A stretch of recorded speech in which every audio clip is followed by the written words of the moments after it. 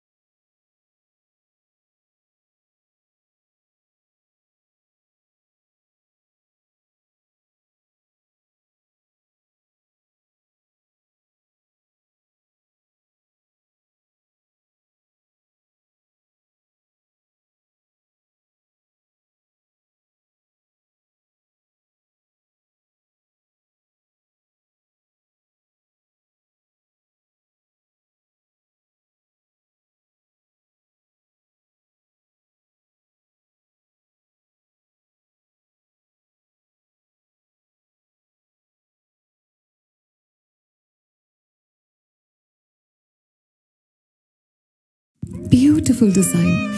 അതല്ലേ നിങ്ങൾ ഇപ്പോൾ ചിന്തിച്ചത്?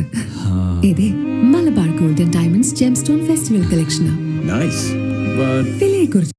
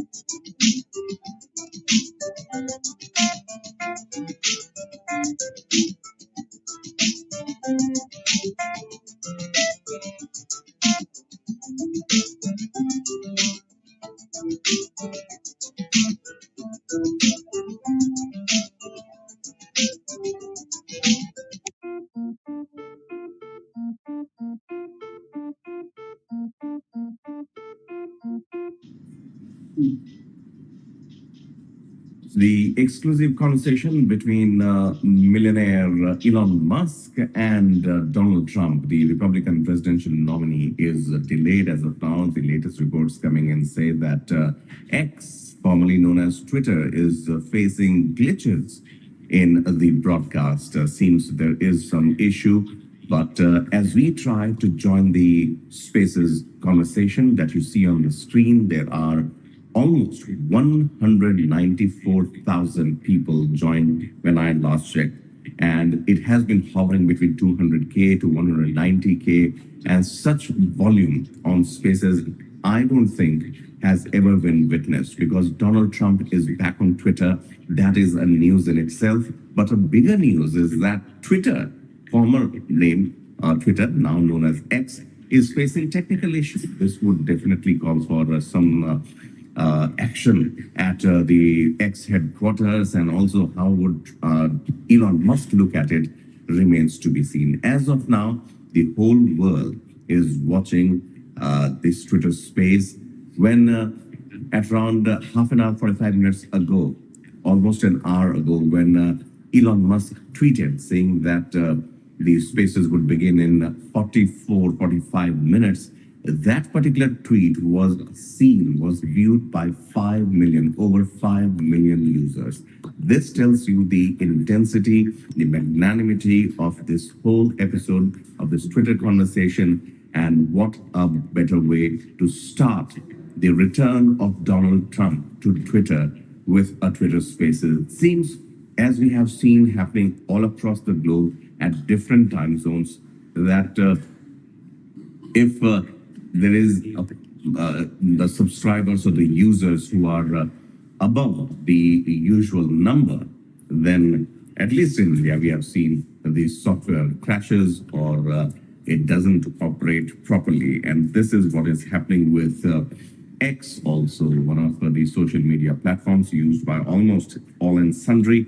But this time around, once again, 194,000 people have joined this space, but it says if you try and hit start listening, it says this space is not available. Those who had joined a couple of hours ago can hear a background music which is continuously ad nauseum going on that particular page.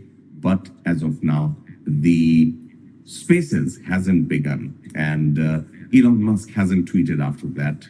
He just mentioned that at around 1 hour ago that the conversation will start around 5:30 Indian Standard Time and 8 p.m. ET. But as of now, the technical glitch that has come up, that's what has delayed this Twitter X conversation, Spaces conversation with Elon Musk. Remember, Donald Trump made a comeback at Twitter. He had left it earlier. He was removed also from Twitter earlier, but now he has made a comeback. And to celebrate that, to discuss that, Elon Musk, who owns Twitter now, who owns X now, chose to host an exclusive conversation with Donald Trump. And that started making headlines, started hitting airwaves with much anticipation. Here in India, it is, as we speak, it is 6 o'clock in the morning. It was supposed to start at 5:30 a.m., but it has been delayed, and there has been no further information as to by what time the conversation would start. This is what we are hearing as of now. And we can show you also when you try and join the spaces. This is the message that comes. Even if you are able to go to the Twitter page, when you hit start listening, then it would tell you how it is not able to include you. So this is how it is. But on the top of your Twitter interface, it would show the spaces is on. Real Donald Trump is hosting Elon Musk. This is what it says. But even if you try and listen anonymously, it won't give you anything. It simply says the space is not available. This is how it has become so far. One would say definitely with this kind of traffic and volume, with US elections on the cards and Republican presidential candidate Donald Trump, who is as of now touted to be the front runner to be the next president of the United States, the kind of support he is getting. For Democrats, obviously, Joe Biden has said goodbye to the presidential race, but Kamala Harris, his deputy, has now come to the fore, and Donald Trump versus Kamala Harris is clearly hogging all the limelight, making all the headlines for good or bad reasons. Donald Trump gets hit in his ear almost a month ago. That was also something that catapulted his chances, and the way he has come back, and this comeback, once again talking about the comeback on X, Twitter, is something that was supposed to be celebrated, supposed to be celebratory, but it seems the X platform has hit a technical glitch. At least that's what the impression is. No official comment as of now. If we go to Elon Musk's page also, he hasn't as of now so far tweeted anything else except for the fact, there we go, he has still pinned that tweet, like conversation on X with @real Donald Trump and me at 8 p.m. ET. And now 32 seconds ago, he says we will proceed with the smaller number of concurrent listeners at 8:30 ET. Okay, so there is a change, which is now, and then post the unedited audio immediately thereafter. 32 seconds ago, Elon Musk has tweeted that 8:30 ET, which roughly means 6 o'clock, which should be starting in another 2 minutes, with a truncated number of concurrent listeners. So that's how it is. Because of the sheer volume of the listeners that had tuned in to the Twitter space, which was roughly going out to around 200K or even more than that. We are in this part of the world which is showing 200K. But now Elon Musk has tweeted saying we will proceed with the smaller number of concurrent listeners at 8:30 ET, Eastern Standard Time, and then post the unedited audio immediately thereafter. This is the tweet, if we can show it. Elon Musk saying that concurrent users would be reduced. They would be restricting the entry. And then, so those who have already logged in, I think they can stay 194, not beyond that. And after that, let's see what is the status of the number of users as of now. Sorry.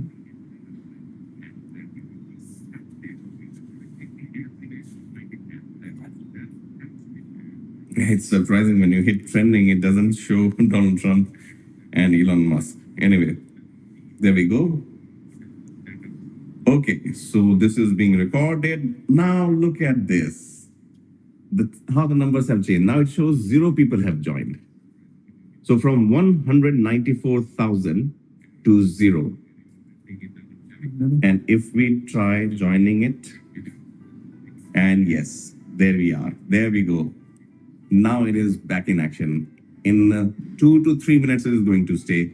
If you would see from 0 to 288K, X, it seems, has fixed the glitch.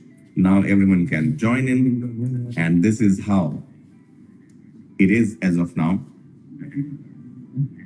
Even I have been allowed to join earlier on, 20 minutes ago, before the start at 5:30 Indian Standard Time. It was not allowing, but now you would see it is allowing people to join, but a limited number would be there. 288K, roughly 300K. 300K is almost 200K, short of 500,000. So that's the kind of users that we have as of now.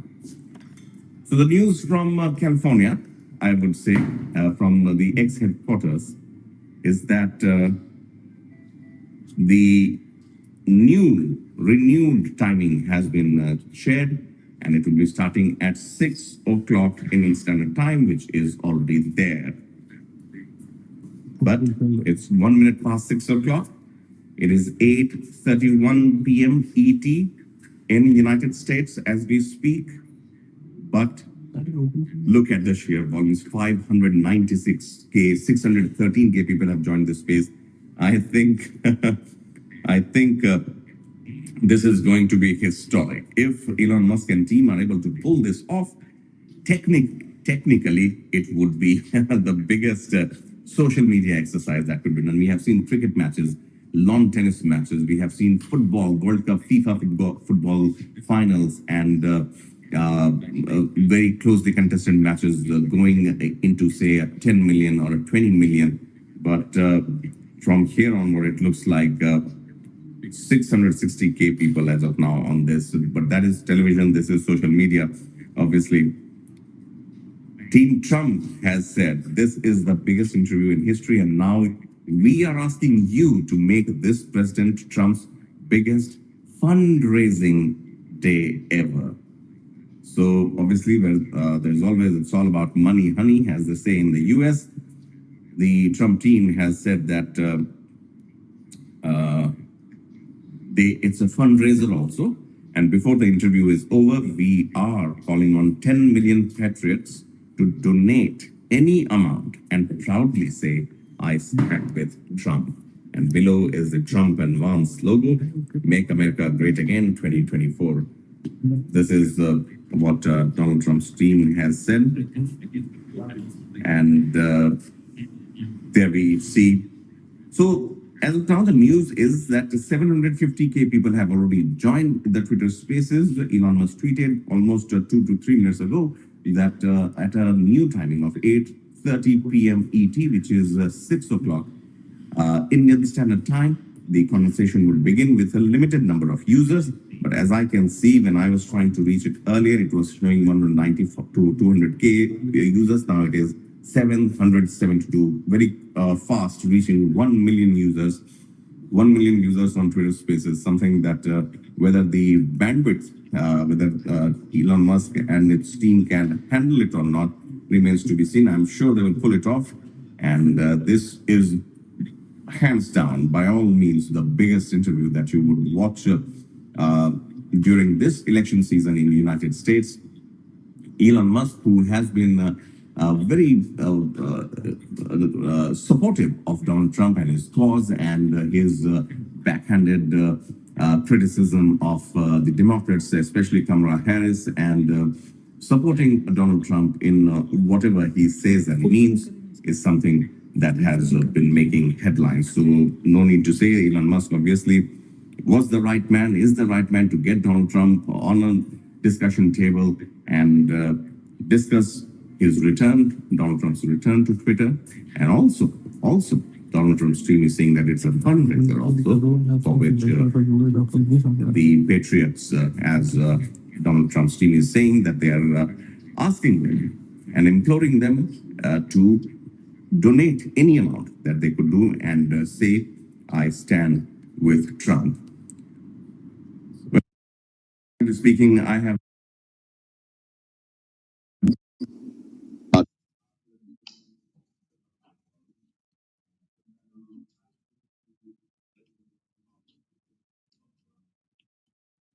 directly. As I understand, only two people who would be discussing it would be Elon Musk and Donald Trump. Not possible to take listeners or callers, and that is impossible as of now with such kind of volume, unless they choose to screen the viewers, screen the callers.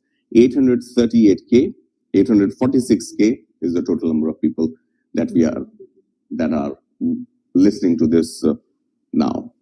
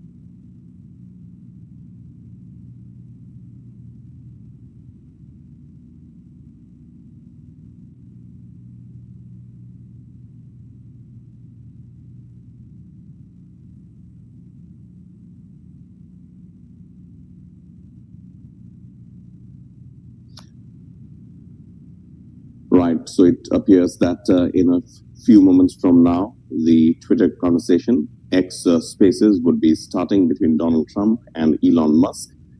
On your screen, you can see both the speakers, Donald Trump and Elon Musk, have a microphone which has been slashed in red color as of now, which means those are the two speakers. The background music that was going on has stopped as of now. It obviously appears that with a delay of 11 more minutes, the Spaces conversation would start with a limited number of listeners. And we are also waiting, just like the rest of the world, how and when the conversation would start.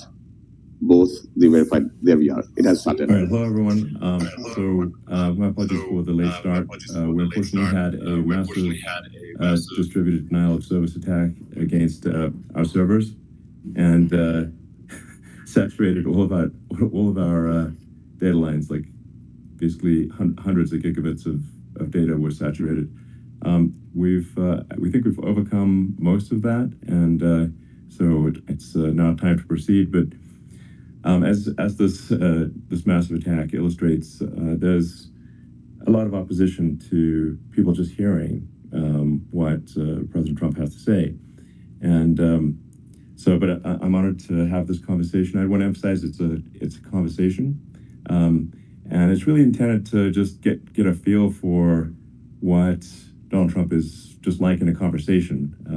So it's hard to catch a vibe about someone if you just don't hear them talk in a normal way. And when there's an adversarial interview, like no one's themselves in an adversarial interview. So this is really aimed at kind of open-minded, independent voters who are just trying to make up their mind. So you can understand like what is what is it just like to have a conversation. So honored to Donald, great to speak. We had a great conversation yesterday. As you mentioned yesterday, if we could just record that conversation and post it, it would have been excellent. And I hope we can have something like that today. Well, I think we will. I'm pretty sure we will. And congratulations, because I see you broke every record in the book with so many millions of people, and it's an honor. We view that as an honor. And then you do want silencing of certain voices. Usually those are voices that have something to say that are constructive, oftentimes constructive. And so we have to consider it an honor. But congratulations on breaking every record in the book tonight. That's great. Well, thank you. Maybe we could start off with, the assassination attempt, which was an incredible thing. And I have to say that, your actions after that assassination attempt were inspiring. You, instead of shying away from things, instead of ducking down, you were pumping your fist in the air and saying, fight, fight, fight. And I think that's, the president of the United States represents America, and I think that is America. That is strength under fire, and so that's a big part of the reason why I was excited to endorse you as the president of the United States for having another term here. Is that was just incredibly inspiring. But what was it like for you? Not pleasant. I have to be honest. I said there was blood. I had more blood. I didn't know I had that much blood. The doctors later told me that the ear is a place that is a very bloody place if you're going to get hit. But in this case, it was probably the best alternative you could even think about, because it went at the right angle, and it was a hard hit. It was very. I guess you would say surreal, but it wasn't surreal. I was telling somebody, you have instances like this, or like a lot less than this, where you feel it's a surreal situation. And I never felt that way. I knew immediately that it was a bullet. I knew immediately that it was at the ear. Yeah. And because it hit very hard, but hit the ear. And I also heard people shout, bullets, bullets, get down, because I moved down pretty nicely, pretty quickly, and we had bullets flying right over my head after I went down, so I'm glad I went down. The bigger miracle was that I was looking in the exact direction of the shooter, and so it hit me at an angle that was far less destructive than any other angle. So that was the miracle. That was for those people that don't believe in God. I think we got to all start thinking about that. You have to, I'm a believer now. I'm more of a believer, I think, and a lot of people have said that to me. A lot of great people have said that to me, actually. But it was amazing that I happened to be turned just at that perfect angle, and all because I put down a chart on immigration that showed that the numbers were so great. I love that chart even more maybe now. Maybe it's a sign. Maybe that's a sign. It's an immigration sign. You highlighted a serious issue, and at that moment, the bullet missed your, hit your ear, but missed your head. I mean, the amazing thing is that the sign, I said, bring down that sign on immigration, and it was literally about an eighth of a second where it would be good, and after that it was going to be a disaster, no matter which way you were facing. But it just had that perfect angle, which was exactly at this shooter. Very sad situation. Such a sad situation. As you know, we lost somebody that was great, Corey, who a firefighter, a great gentleman, a great trumper. He was just a fantastic family and a fantastic man. And a friend of mine came up, Elon, and said, I'd like to give the family some kind of help. And I said, that's great. He said, do you mind? I said, I don't mind at all. And he wrote out a check for $1 million, gave it to the wife. And, she said, this is really nice, but I'd rather have my husband back, which is a nice thing for somebody to say, to be honest. She's great. The family is great. And we raised a lot of money for them and for two other gentlemen are unbelievable people also. They were hit really badly. They thought they were not going to make it, and they did. The doctors in the Butler area, I tell you, they were incredible. They saved the two, and they were really hit tough, both of them, equally. And we thought, my first question was, because I heard bullets flying over me, I said, how many people were killed? Because we had a massive crowd there, a tremendous, thousands and thousands of people, and there was no land. I mean, it was all people. So I said, how many people have been killed? Because I knew there were other shots being fired. And they said, we don't know yet, but some people have been badly hurt.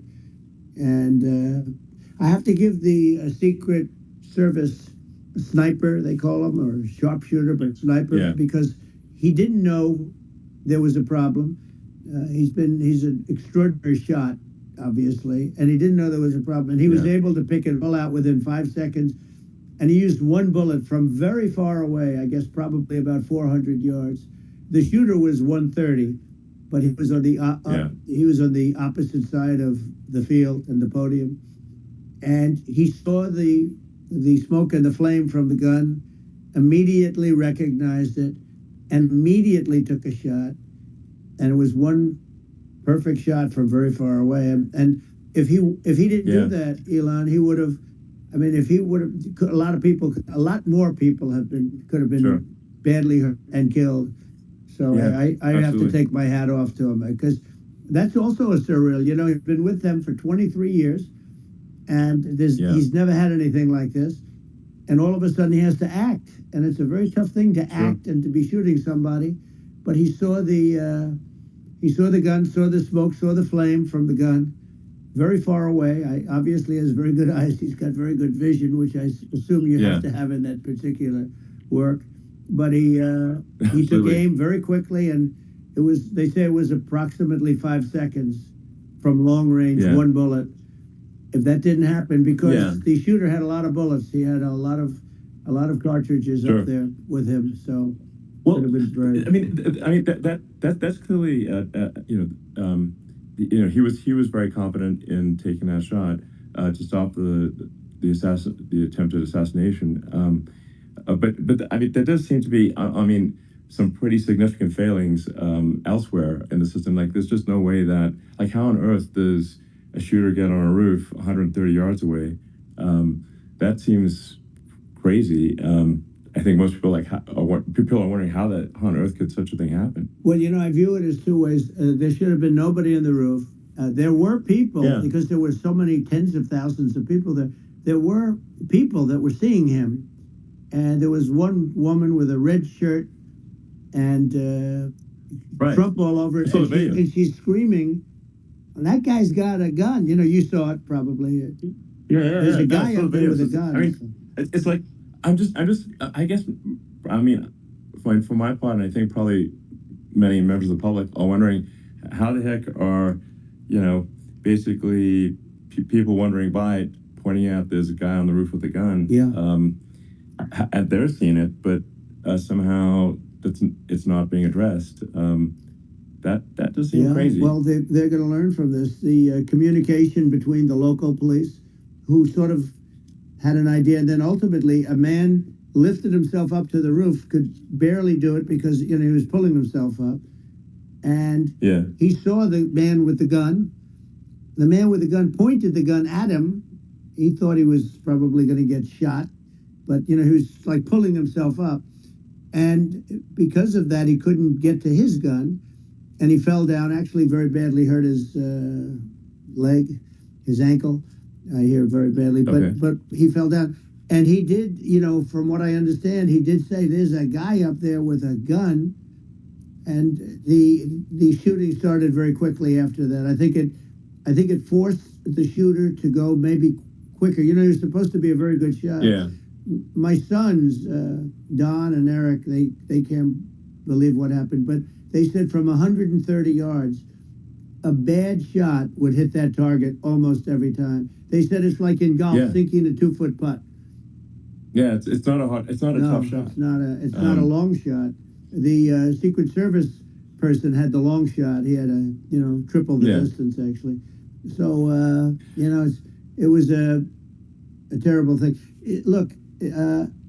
It's hard. I have to say this about the Secret Service. When I went down, and I went down based on, I think they're screaming, but other people also, because people saw this happen. You had so many people. One of the miracles was that nobody ran. I mean, if a gun goes off, the crowd control people showed us this.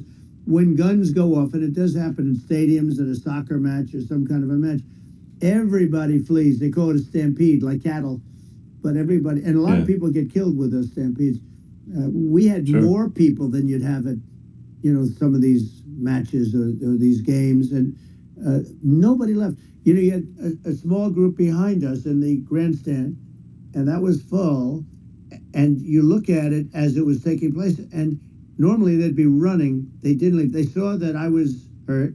They saw a lot of blood, and they saw that I went down, and it's almost like they wanted to be with me. Well, out front, you had thousands, tens of thousands of people. As far as the eye could see, you had people in Butler, as far as the eye could see, and a lot of press too. There were many cameras on watching this. It's what makes it so different, because normally things happen that aren't good, but you never have a picture of it. Here we have all these cameras shooting it, so sort of amazing. But one of the interesting things was that you didn't have anybody flee. You didn't have anybody stampede. Sure. Nobody. And there were some people behind me. They stood up and they're looking like, I'll tell you, you want to have them in a foxhole with you. I want to meet some of those people because it's so different from what you heard. But so I was down. But the Secret Service guys, there were bullets flying right over my head. You could hear them go whizzing, and these guys came jumping on top of me, and a young lady, Kate. They moved so fast, and let me tell you, that took tremendous courage. Now, there was a lack of coordination. There was, obviously everybody understands that somebody, that building should have been covered. And that was the big thing. Looking at the aerial views, that building would be like the #1 spot for a sniper. I mean, it's like if you were to pick, like, what is the favorite, so if the goal is to assassinate, what's your favorite spot? That building. You're right. That building would be #1. That would have been the spot. It's like you can ask for a better location. It's like that would have been the spot. What people think is when the local policeman, who, by the way, he really he did what he was supposed to do. He couldn't hold on any longer, and then when he got his head just peeking above, this guy standing there with a gun at his head, and when he fell down again, hurt his ankle very badly. But he was making the calls. But what happened is the firing took place very soon. So what they think is that this guy ran to his site, which he had all planned out with the gun. He ran to the site and he started shooting fast, and maybe that's why he sort of missed. I mean, you know, he got me, but it could have been could have been a much bigger problem.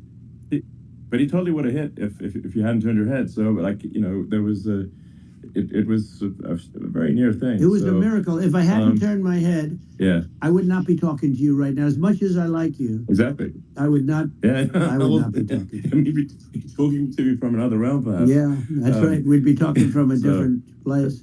But it was a very terrible experience. The Butler Hospital, they did such a great job. The doctors were so good. Everybody was so good. There was a mistake. If somebody knew, because people were hearing that, you know, there was just a bad feeling that there was somebody was around. You know that story now. It's been if somebody could have said, because they've oftentimes said, you know, like there'd be a lightning storm or something. Because I've done, I think over 300. I think I did a lot more than that, but we did a lot. And oftentimes they'll say, "Sir, could you wait 10 minutes, please? Sir, could you wait 20 minutes? There's a storm overhead or lightning or something," right? And that happens often.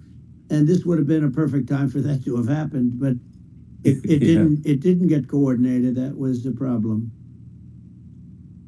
Well, it was your. I think your actions in the heat of fire, and you know, like what I find admirable there was that you can't fake bravery under such circumstances. The courage is instinctual, or it is not.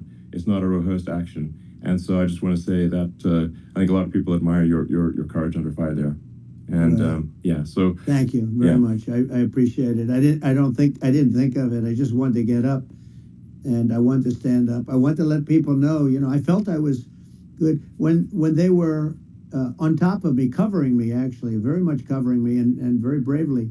But I wanted to get up. I said, I want to get up, and they wanted, you know, they have everything there.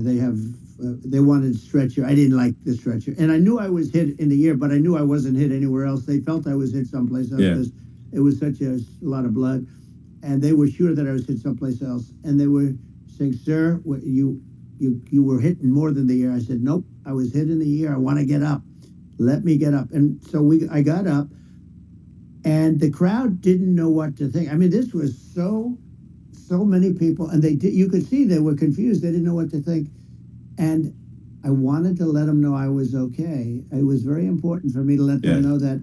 And they went wild. You've seen the after. They didn't go wild when I got up because they didn't know, was I alive? You really couldn't tell. When I stood up before the hand, before the fist in the air, they didn't know if I was alive. Nobody did. And when I put the fist up, they were just relieved and happy and thrilled, and the place went crazy. It was pretty amazing. It was a terrible thing, but it was incredibly moving. Well, and I mean, speaking of the sort of slide that got you to turn that saved your life, really, was the illegal immigration slide. Maybe maybe it's worth talking about that. It was that slide saved your life. No, the illegal immigration saved my life. You're right, but it had to be at that exact angle. I mean, that's a great one. saved by illegal immigration. You know, the incredible thing though, when you talk about the odds, you had to be exactly at that angle. But the incredible thing is that the chart, I used it less than 20% of the time. It was just a moment. It's always on my left, never my right, and it's always at the end of the speech. So here we have it. It's on the right, not the left. It's at the beginning, not the end. And even the people that put it up, they were unprepared, and they did a great job. They got it up immediately, fortunately. But I looked to the right, and the bullet came whizzing by, hitting my ear. So it was amazing. But when you think of the odds of that, and you know that normally you wouldn't use it. Normally I wouldn't have the thing, and then it would have been a very different story. it's very much, I say, an act of God. It's a miracle that it happened, and I'm honored by it. I'm honored by it. Well, what were you about to say about illegal immigration before you were rudely interrupted? Well, I was going to say how good the numbers were. By the way, we're going back to Butler, and we're going to go back in October. We're all set up, and the people are fantastic in Butler. It's a great area. These are incredible people. Like the three that, in the case of Corey, killed, and the other two, the families I got to know them a little bit, and the families are great. But we're going back to Butler, and I think I'll probably start by saying, as I was saying, prior to being so horribly interrupted. But so rudely interrupted by an assassination attempt. But the chart. Some people have no manners. Elon, the chart was just a chart that, in my last week, we had the best illegal immigration numbers, meaning stopping. It was at the lowest. You've seen the chart. It's become quite a famous chart. But that was the lowest point ever recorded.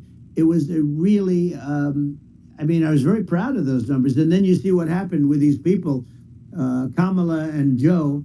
You see what happened. They just let it go. I had remain in Mexico policies. I had all these different policies that was so good.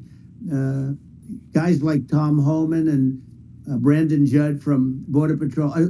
These are all people that they've been on television. They said it's the best numbers we've ever had. We had so many different checks. Catch and release in Mexico, not the United. We had catch and release in the United States. We had it in Mexico. We had so many things. We had things where many people come in there, they have contagious diseases. We had everything passed. If you have a contagious disease, I'm sorry, but we cannot allow you into the country. So we were setting literally records, and all I was doing is showing that, and I use it sometimes, and in this case, I'm glad I used it. I can tell you that, but there were fantastic numbers. But I'm going to sleep with that chart always. I'll be sleeping with that chart. That chart was very important for a lot of reasons. Well, I mean, would it be accurate to say that you're supportive of legal immigration, but we also need to shut down illegal immigration, and especially unvetted illegal immigration, because that's not the same as saying that everyone who's an illegal immigrant is bad. In fact, I think most people who are illegal immigrants are actually good, but you can't tell the difference unless there's a solid vetting of who comes across the border. Does that actually represent your position? I say it very simply. They have to come in legally. They have to be checked. Yeah. Because look, Kamala was the border czar. Now she's denying it. Everything that I do, she's saying she was strong on the border. We're going to be strong. Well, she doesn't have to say it. She could close it up right now. They could do things right now. It's horrible. No tax on tips, and all of a sudden she's making a speech and saying there will be no tax on tips. I said that months ago. And by the way, they had just the opposite. They had not only tax on tips, but they hired 88,000 IRS agents, and many of them were assigned to go get waitresses and caddies and all of this on tips. They have a policy. They had a policy that they were really going to go after you, and were really harassing people horribly. And then all of a sudden, for politics, she says, she comes out with what I said, which I think is terrible. And I think it's also hitting them very hard. These people are fake. Now they're also saying they did a good job in the border. We had the worst numbers in the history of the world, not of our country. There's never been a country in history that has had a catastrophe like this. We've had, I believe, and I think you believe this too, you hear 12 million, 13. I believe it's over 20 million people came into our country, many coming from jails, from prisons, from mental institutions, or a bigger version of that is insane asylums, and many are terrorists. And I'll tell you what, they're coming not just from South America, they're coming from Africa, they're coming from all over the world. They're coming from Asia, they're coming from the Middle East, they're coming from countries that are stupidly and horribly bombing Israel October 7th. They're coming from all over the world. And you look at, it's so sad, October 7th, because it should have never happened. Yeah. It's so sad when you look at Ukraine. It should have never happened. We have a defective government. These are defective people. and they're not people that should be running it. But where you see it the best is the border, because you have millions of people coming in a month, and then she gets up and she tries to pretend like she's going to do something. She had 3.5 years. And by the way, they have another 5 months that they can do something, but they won't do anything. It's all talk. She's incompetent and he's incompetent. And frankly, I think that she's more incompetent than he is. And that's saying something, because he's not too good. Yeah. No, I think it is essential to have a secure border. I mean, you're really not a country unless you have a secure border. And secure elections, too. You know, yeah, absolutely, secure elections. And so it's just essential to have a real border, or we can't function as a country, and our services, our essential services are being overwhelmed in a lot of cities. But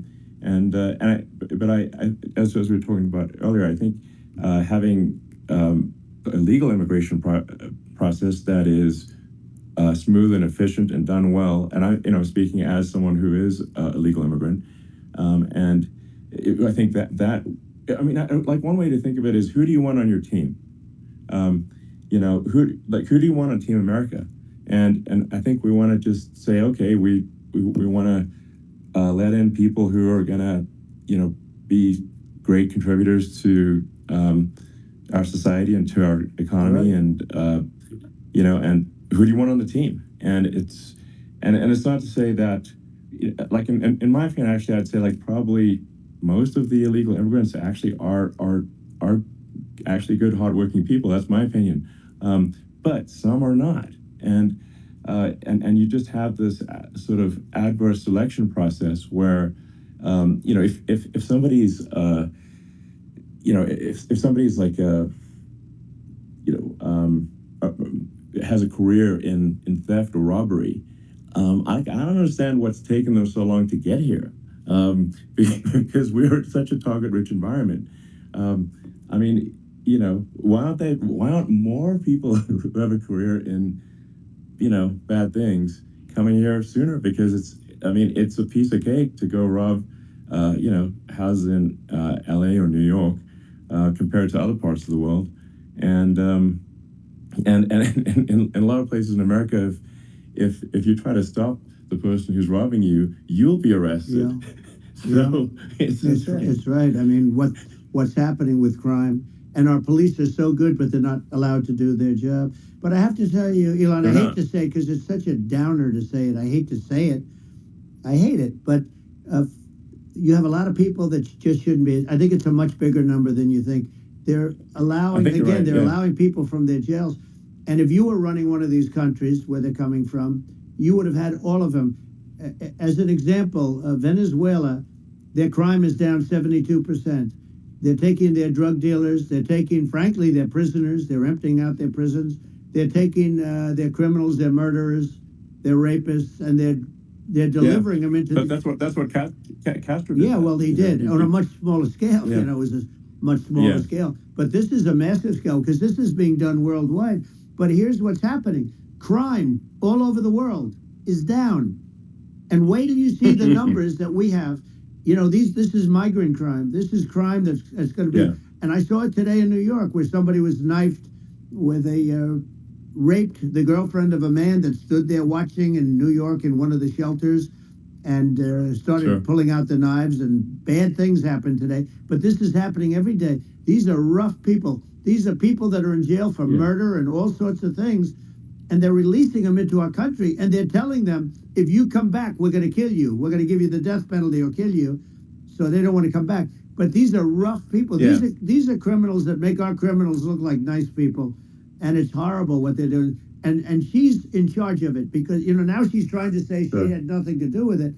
And she's such a liar, because she was called the border czar the first day, and it was on the headlines of every newspaper. She's the border czar. And she never even went there. She went to one location which had nothing to do with where the problem is. She went in and out, I guess, because she was getting a lot of pressure, but had nothing to do with the problem is. But she was the border czar, and people can't allow them to get away with their disinformation campaign. Now she's trying to say that she wasn't really involved, and the whole thing is horrible. She was totally in charge. she could have shut the border down without him. He didn't know what he was doing anyways. He wouldn't have even known what happened. You could shut the border down. He wouldn't even know the difference. But the fact is that she was border czar. But if you don't have to call her that, the fact is you could just call her. She was in charge of the border, and the border was the worst ever. It's simply not working. No, it's horrible. Whether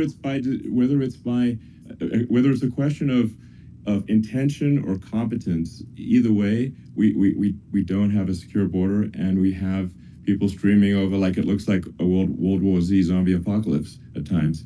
And sometimes you got to sort of wonder, like, is it real or not? So because you see things, you're like, is it real? I went to the border at Eagle Pass, and I saw for myself in Texas, and I was like, okay, it's real.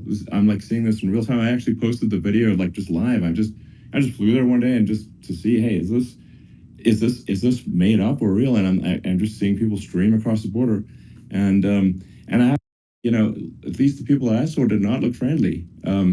These are people can look at my video and say, hey, these people look friendly. I don't look super friendly. So these are people that Elon would not be the same man if he had to walk across the street and look these people in the eye. These are rough people. These are really rough people coming across.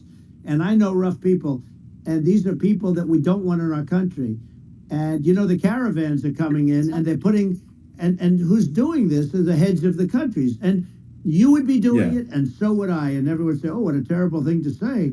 The fact is, it's brilliant for them because they're taking all of their bad people, really bad people. And I hate to say this, the reason the numbers are much bigger than you would think is they're also taking their non-productive people. Now, these aren't people that will kill you.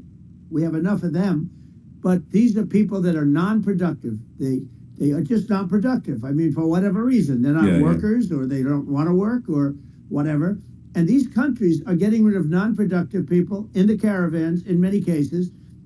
And they're also getting rid of their murderers and their drug dealers and the people that are really brutal people. And they're coming into our country at levels that have never been seen before.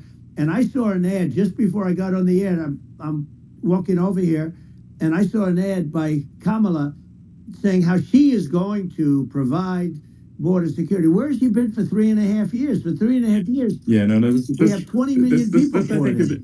It's a terrible. Yeah, I think this, frankly, I think this is a fundamental existential issue for the United States. And if we have another 4 more years of open borders, and it's going to be even worse with another 4 more years, it's going to be even worse than it's been for the past 3.5 years. I'm not sure we've got a country. You don't have a country left. Elon, if they get in, you will have 50 to 60 million people from all over the world, not South America only. We think of South America, we think of Honduras and El Salvador, Guatemala, and Mexico, the 4. But it's not that. It's everywhere. They're coming in from everywhere.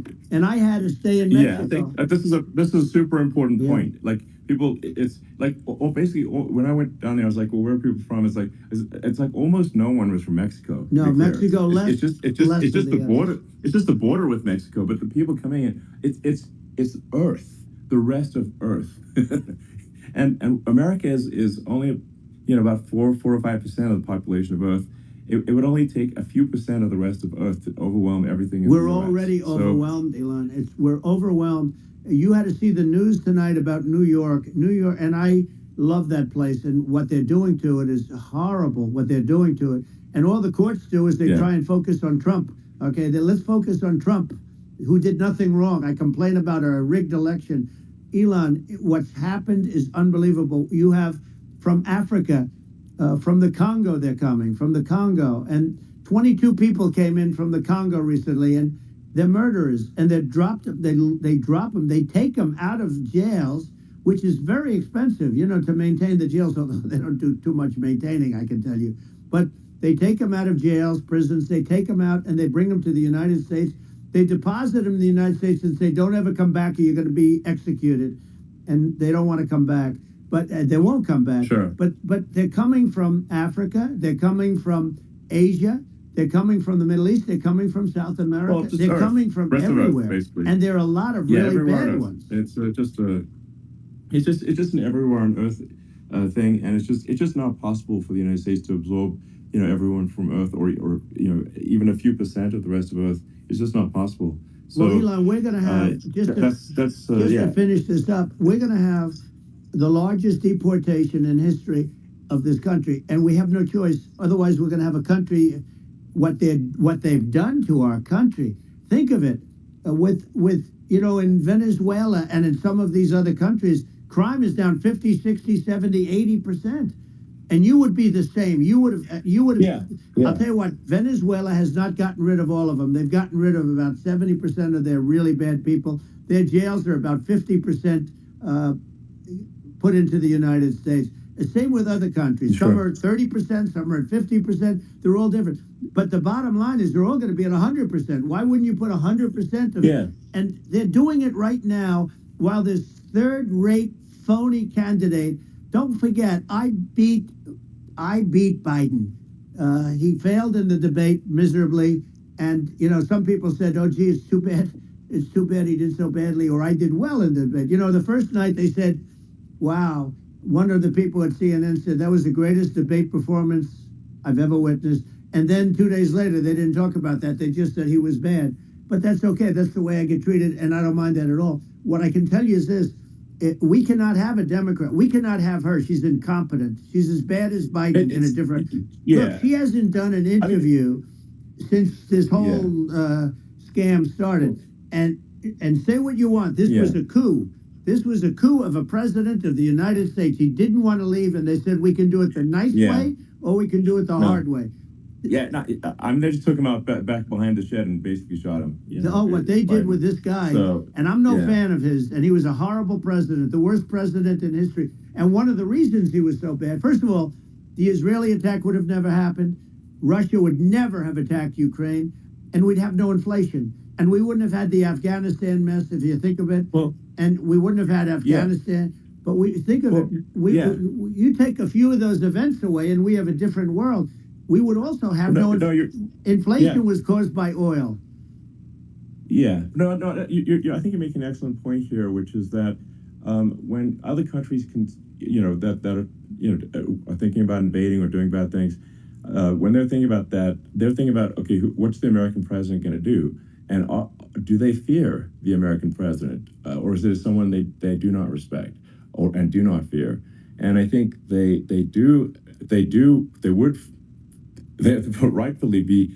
I mean, look at the footage of the assassination. They're like, okay,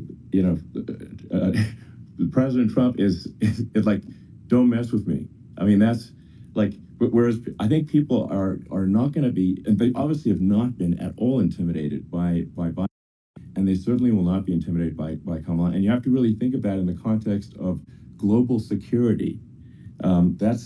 That if the American president is someone that, like, evil dictators are scared of, that makes a huge difference to the security of the world. So I had a good relationship with Putin, despite the Russia hoax that lasted for over 2 years. Just a hoax created by Hillary Clinton and Adam Schiff, some just bad people, just sick people, frankly. I mean, Schiff is a sick person. He's going to end up probably being a senator.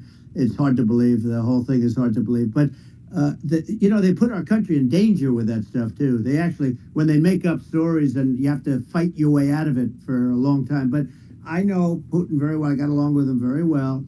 He respected me, and it's just one of those things. And we would talk a lot about Ukraine. It was the apple of his eye. But I said, don't ever do it. Don't ever do it. I shut down Nord Stream 2. That was the big oil pipeline, the biggest pipeline in the world going all over Europe. I shut it down. Biden came, and then they say, I loved Russia. I was a friend of Putin, and I loved Russia. No, he actually said to me one time, he said, if you're my friend, I'd hate to see you as an enemy. I shut down his pipeline, the biggest pipeline. They were looking at that to fund, and this pathetic president gets in there. And the first thing he did, one of the early things he did, is he shut down Keystone XL pipeline, which is our pipeline that would have employed 48,000 people, pipeline workers. Shuts it down. That was, a massive job that Obama refused to allow. I allowed it in my first week. because it was jobs and it moved oil. And by the way, in a much more environmentally friendly way. It's underground. It's not a truck that catches on fire or a train that catches on fire. But think of it. He shut down the XL pipeline, the Keystone XL pipeline. Yeah. He shuts that down, and he approves the Russian pipeline.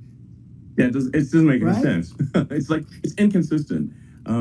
Certainly, but I mean, I think it's just worth emphasizing, to listeners the immense importance of whether the United States president is intimidating or not intimidating, and how much that matters to global security, because there's some real tough characters out there, and if they don't think the American president is tough, they will do what they want to do. I know every one of and them. that puts it puts the Yeah. whole world in danger. Elon, I know every one It's of a them, big and I know deal. them well. I know Putin, Yeah. I know President Xi, I know Kim Jong-un of North Korea. I know every one of them. And let me tell you, people will say, oh, this is terrible. He said, I'm not saying anything good or bad. They're at the top of their game. They're tough, they're smart, they're vicious, and they're going to protect their country, whether they love their country. They probably do. It's just a different form of love, but they're going to protect their country. But these Yeah. are tough people at the top of their game. And when they see a Kamala or when they see Biden, Sleepy Joe, they can't even believe it. They can't believe this happened. All the stuff that you're seeing now, all the horror that you look at Israel, they're all waiting for an attack from Iran. Iran would not be attacking, believe me. When I was there, and I say it with respect because I think we would have been good with Iran. I don't want to do anything bad to Iran, but they knew not to mess around. Iran was broke because I told China, if you buy from Iran oil, it's all about the oil. That's where the money is. But if you buy oil from Iran, you're not going to do any business with the United States.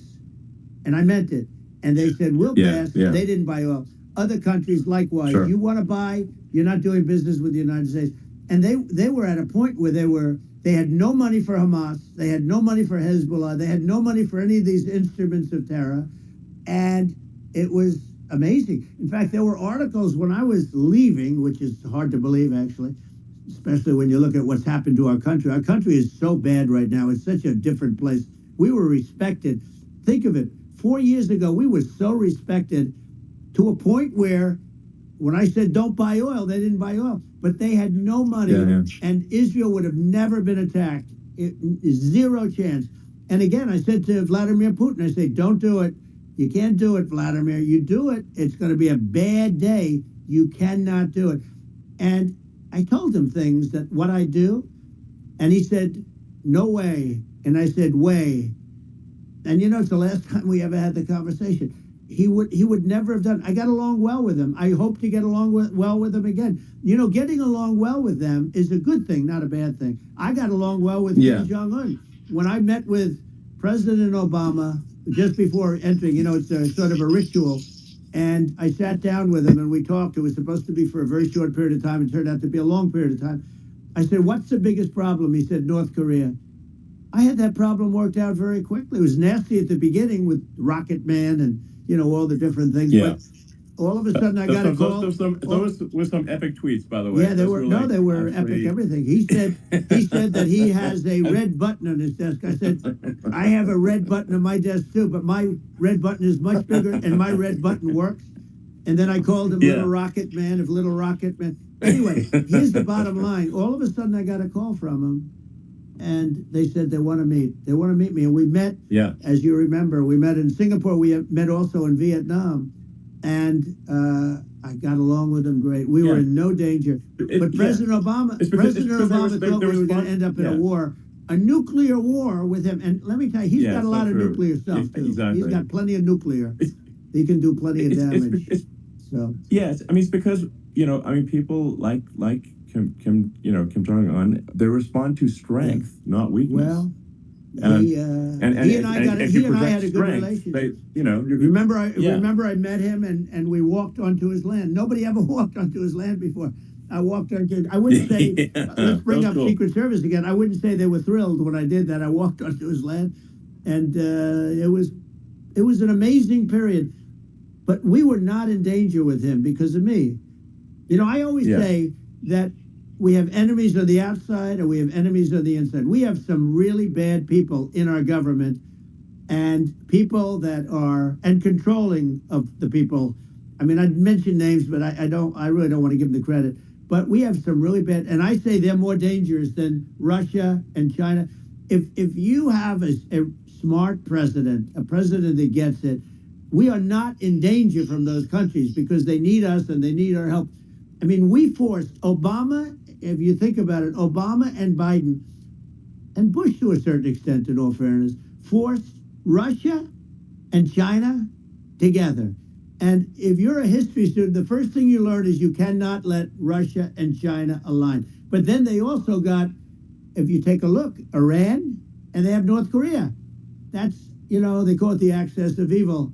In the old days, you had the axis of evil. Here we have a modern day axis of evil. These are powerful countries, very heavy nuclear, which is the biggest threat. Yeah. The biggest threat is not global warming, where the ocean's going to rise 1/8 of an inch over the next 400 years. And you'll have more oceanfront property, right? The biggest threat is not that. The biggest threat is nuclear warming, because we have 5 countries now that have significant nuclear power, and we have to not allow anything to happen with stupid people like Biden. Biden did something with Russia. There was no chance of him ever going in. And when I left, and then after I left, they started forming big armies on the border with Ukraine, right?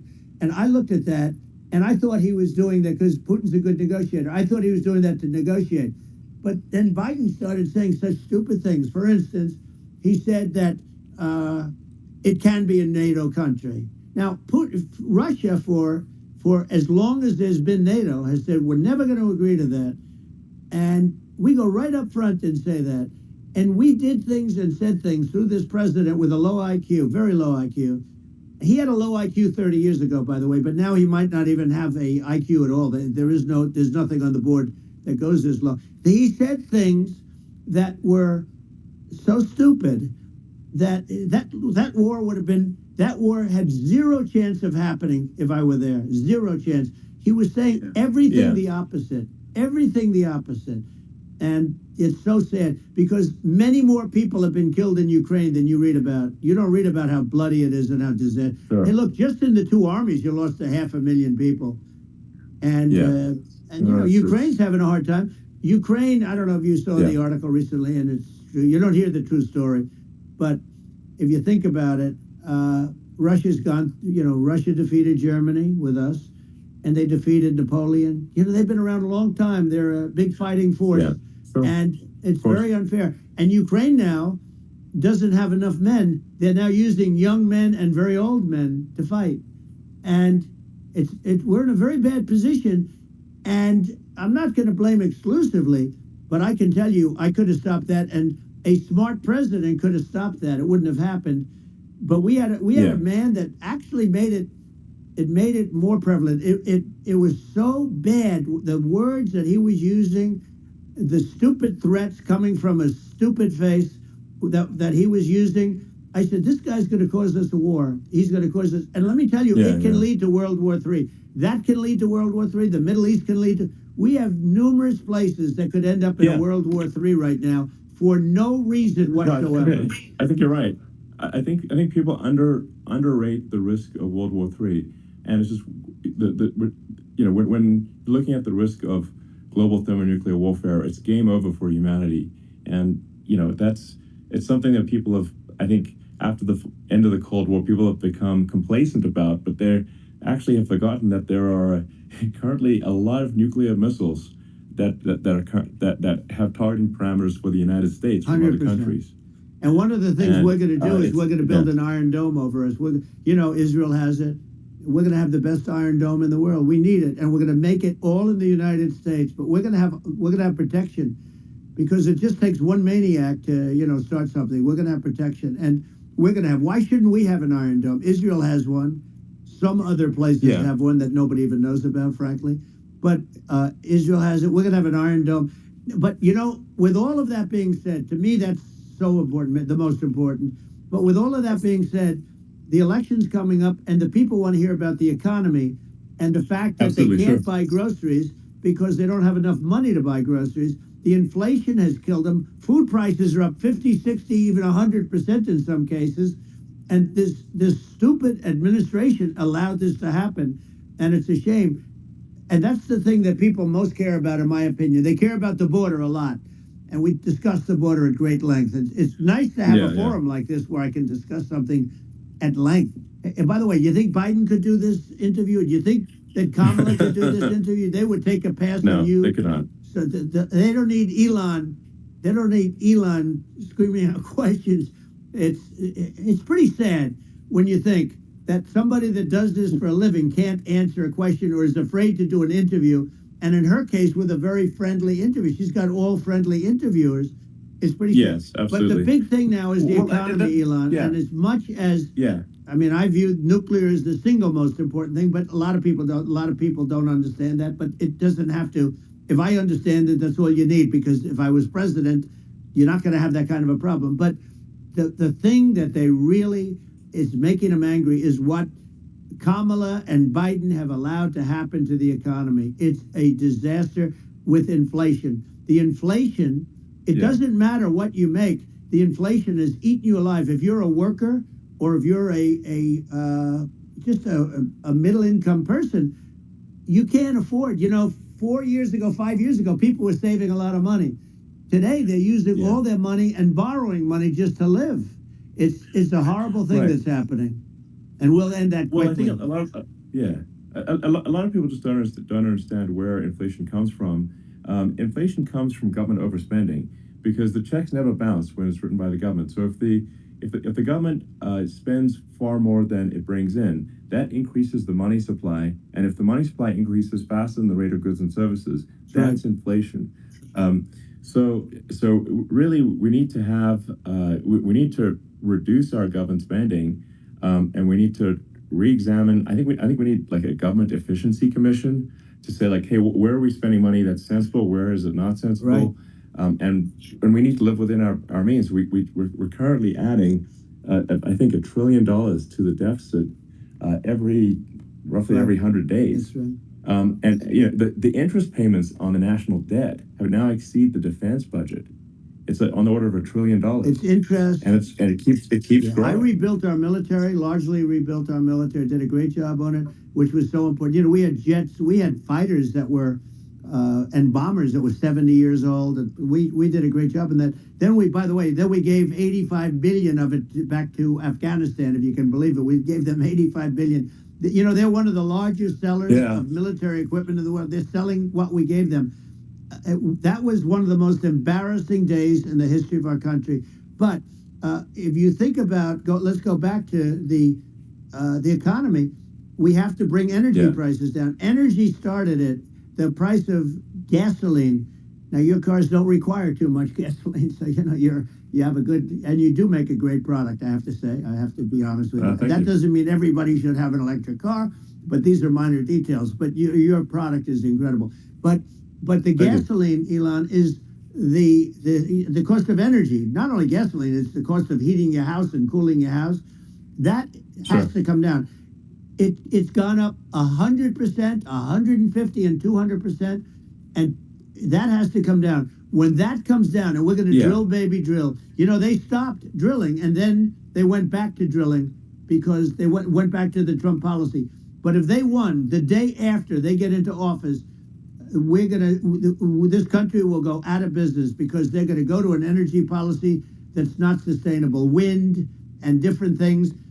You're not going to have anything. And I know you're a big fan of the AI, and I have to say that AI, and this is shocking to me, but AI requires twice the energy that the country already produces for everything. So we're going to have to build a lot of energy if our country will be competitive with China, because that's our primary competitor for this on the AI. You're going to need a lot of electricity. You're going to need tremendous electricity, like almost double what we produce now for the whole country, if you can believe it. Sure. Well, just going, back to this, like this basic thing, that people try to make it sound complicated, but it's not. But inflation is caused by government overspending. Would you agree that we need to take a look at government spending and and have perhaps a government efficiency commission that just tries to make the spending sensible and so the country lives within its means, just like a person The does. waste is incredible, and nobody negotiates prices. You used to have a lot of people making jets, and you end up with two companies, and they'll probably try and merge at some point. I mean, I went through it like Air Force, just a thing like Air Force One. One of the first documents they asked me to sign, a general said, "Sir, will you please sign this document?" And what is it? Air Force One. That's with Boeing, which is basically two planes, two 747s. And the price was $5.7 billion for two planes. Now, Wow. now they're highly sophisticated. That's insane. They're even nicer than your plane, okay? But much more sophisticated. They're very, I won't say what's on it, but they got a lot of stuff on it. Anyway, but it's 5.7. That's a crazy it's number. a crazy number, but I said, I'm not going to pay 5.7. I'm not going to do it. I said, who made the deal? Obama and his people. I said, well, then I know the deal's no good. I'm not going to do it.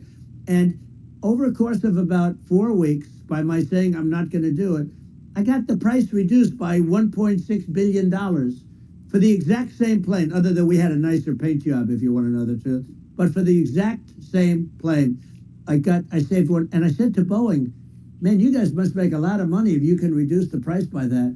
But now what I do hear is that they're going back to the Biden administration and wanting big cost overruns, because they see these dopey suckers in there, and they'll end up getting some of the money back. But I shaved it by $1.6 billion for the exact same plane. And you can now take that and multiply that out times thousands of other items. Multiply it by the zillion, numbers are astronomical. I agree with you. Well, I mean, I think it would be great to just have a government efficiency commission that takes a look at these things and just ensures that the taxpayer money, the taxpayers' hard-earned money, is spent in a good way. And I'd be happy to help out on such a commission. I'd love if it were formed. Well, you're the greatest cutter. I mean, I look at what you do. You walk in and you just say, you want to quit? They go on strike. I won't mention the name of the company, but they go on strike, and you say, that's okay, you're all gone. You're all gone. So every one of you is gone, and you are the greatest. You would be very good. Oh, you would love it. But, if you look at Argentina... Well, I'd be happy to help by the way, out. congratulations. Yeah. I just looked at the number of people that are listening to you and I chat. We'll call it a chat. But congratulations. This is very good. I mean, it's great. And you're an interesting character. The new head of a place called Argentina, and he's a big, he's great. And he's a big MAGA fan, that he ran on MAGA. And he took it to an extreme, too. He ran on MAGA, and I hear he's doing really a terrific job. It's called Make Argentina Great Again. It worked out perfectly. He came in, he bought a lot of hats, he brought over, but he's doing a big job. He really cut. And I'm hearing they're starting to do pretty well. Inflation's getting down. They had like 2,000%. Exactly. And they had inflation like not normal inflation. They had the real deal. But we're going to have that pretty soon. I think we have the worst inflation we've had in 100 years. They say it's 48 years. I don't believe it. I think we have the worst. They don't include a lot of the items that should be included, Yeah. Well, it's just from government overspending and not spending taxpayer money effectively, and having just so many departments you can't even name them all. And what Milei is doing is he's cutting government spending. He's simplifying things. He's putting in regulations that make sense, and Argentina overnight is experiencing a giant improvement in prosperity. But it's also a lesson for the United States, which is that Argentina used to be one of the most prosperous countries in the world. In the 30s, 40s, and because of bad government policy, it ruined the country.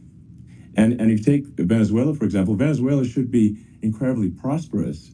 They have phenomenal reserves of everything, oil, everything, and it should be prosperous. But if the government's wrong, it impoverishes the people. And so I think we should not be complacent in the United States and thinking that and taking our prosperity for granted, because if with bad government policy we can run the country into the ground, and that's that's just something people should bear in mind. Don't take prosperity for granted. Well, think of education. So we're ranked at the bottom of every list of the top 40. We're ranked number 40, number 38. Norway, Switzerland, Sweden, different countries are ranked good. Actually, China's pretty close to the top. They're a top 6 or 7. But we're ranked at the bottom, almost at the bottom, 38, 39, 40. In other words, horrible. And yet we spend more per pupil than any other country in the world. So we spend more. And what I'm going to do, one of the first acts, and this is where I need an Elon Musk. I need somebody that has a lot of strength and courage and smarts. I want to close up Department of Education, move education back to the states, where states like Iowa, where states like Idaho, not every state will do great, because states that basically aren't doing good now. You look at Gavin Newsom, the governor of California. He's terrible. He does a terrible job. So he's not going to do great with education. But of the 50, I would bet that 35 would do great, and 15 of them, or 20 of them, will be as good as Norway. Norway is considered great. You can name them. I mean, they're so good. Some of these countries are so good. But if you go into some of these really well-run states, we have states that don't know what debt is. We have states that have low taxes, no debt, everybody working. They're really well-run. Sure. And maybe they have certain advantages in terms of location, in terms of, the land or the sun and the water and the whole thing. There are a lot of advantages that some people have. But if you moved education back to the 50, you'll have some that won't do well, but they'll actually be forced to do better, because it'll be a pretty bad situation. But if you think about it, you'll have some of these states. I'll bet you'd have 30, 35 states. It'll be much better. And you know what it'll cost? Less than half what it is in Washington. And these people don't care about the students in these, faraway states. And it'd be unbelievable. Yeah. I think you're making a good point in that if the states have to if each state has to compete against other states, then people will naturally move to states where it's better. Well, like California, as we said, it's a badly run state. I could go through. I got so many friends that are in those states, even if they're Democrats. I hate to mention certain states, but Illinois is badly run with Pritzker. He's a real loser. But some of these places are just badly run. But it's almost going to force them to run better, and they won't do good initially. But you're not going to do worse than you're doing right now. And I would say that the cost, you would cut your cost by 50 or 60%. And you'd have a little monitor. You want to make sure they're teaching English, as an example. Give us a little English, right? Sure. Right. Yeah. No, but I mean, too much. I mean, some of these governors are doing so badly. I mean, they got so many people moving out of their state. They should get U-Haul Salesman of the Year award because they're driving so much U-Haul. It's actually amazing. It's just people moving out. Isn't it amazing to you as a businessman that they can even survive? Like Illinois. So many people are leaving, and you wonder, how do they survive? I mean, how do they survive? I saw where you left California, and you moved to Texas. Texas does a great job. But, I mean, I just wonder, how do these states survive when big businesses, a big oil company just left California, as you know, and they moved to Texas. How do these big states survive when they lose so many businesses? And their taxes are already really high. Their taxes are among the highest taxes. You almost wonder, how do they continue on? And in many cases, the governors don't do a good job, and they're crime-ridden places. You wonder, how do they continue to just go on? It's not a good situation. I think the only thing that's going to force some of these states to change is if they risk bankruptcy and they're not getting bailed out by the federal government. Right. Well. That's the only thing that's going to get them to change. You remember the area in California where they had that, where I guess somebody had sticky fingers and they stole a lot of money. And they went into a form of chapter. And it was very nasty for a period of time. But now it's probably the most popular place in all of California. So at some point, something like that may have to happen. But the problem is, you can't penalize people that loan money to the state when you have incompetent people like a Pritzker. Look, the family didn't want him in the family business. and then he ends up being governor of Illinois. So you know what? Is he going to be? Is he going to be a great governor? And you know, you have people. I could name every one of them. I got to know every one of these, and some are very good, and some are just horrible.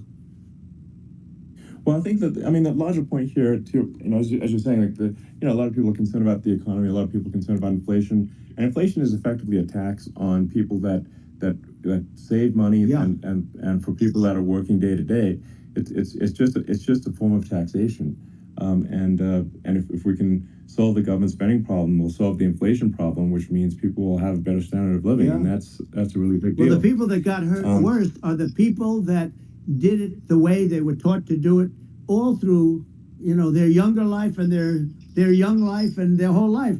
The people that saved money and then they got no interest on their money and inflation destroyed them.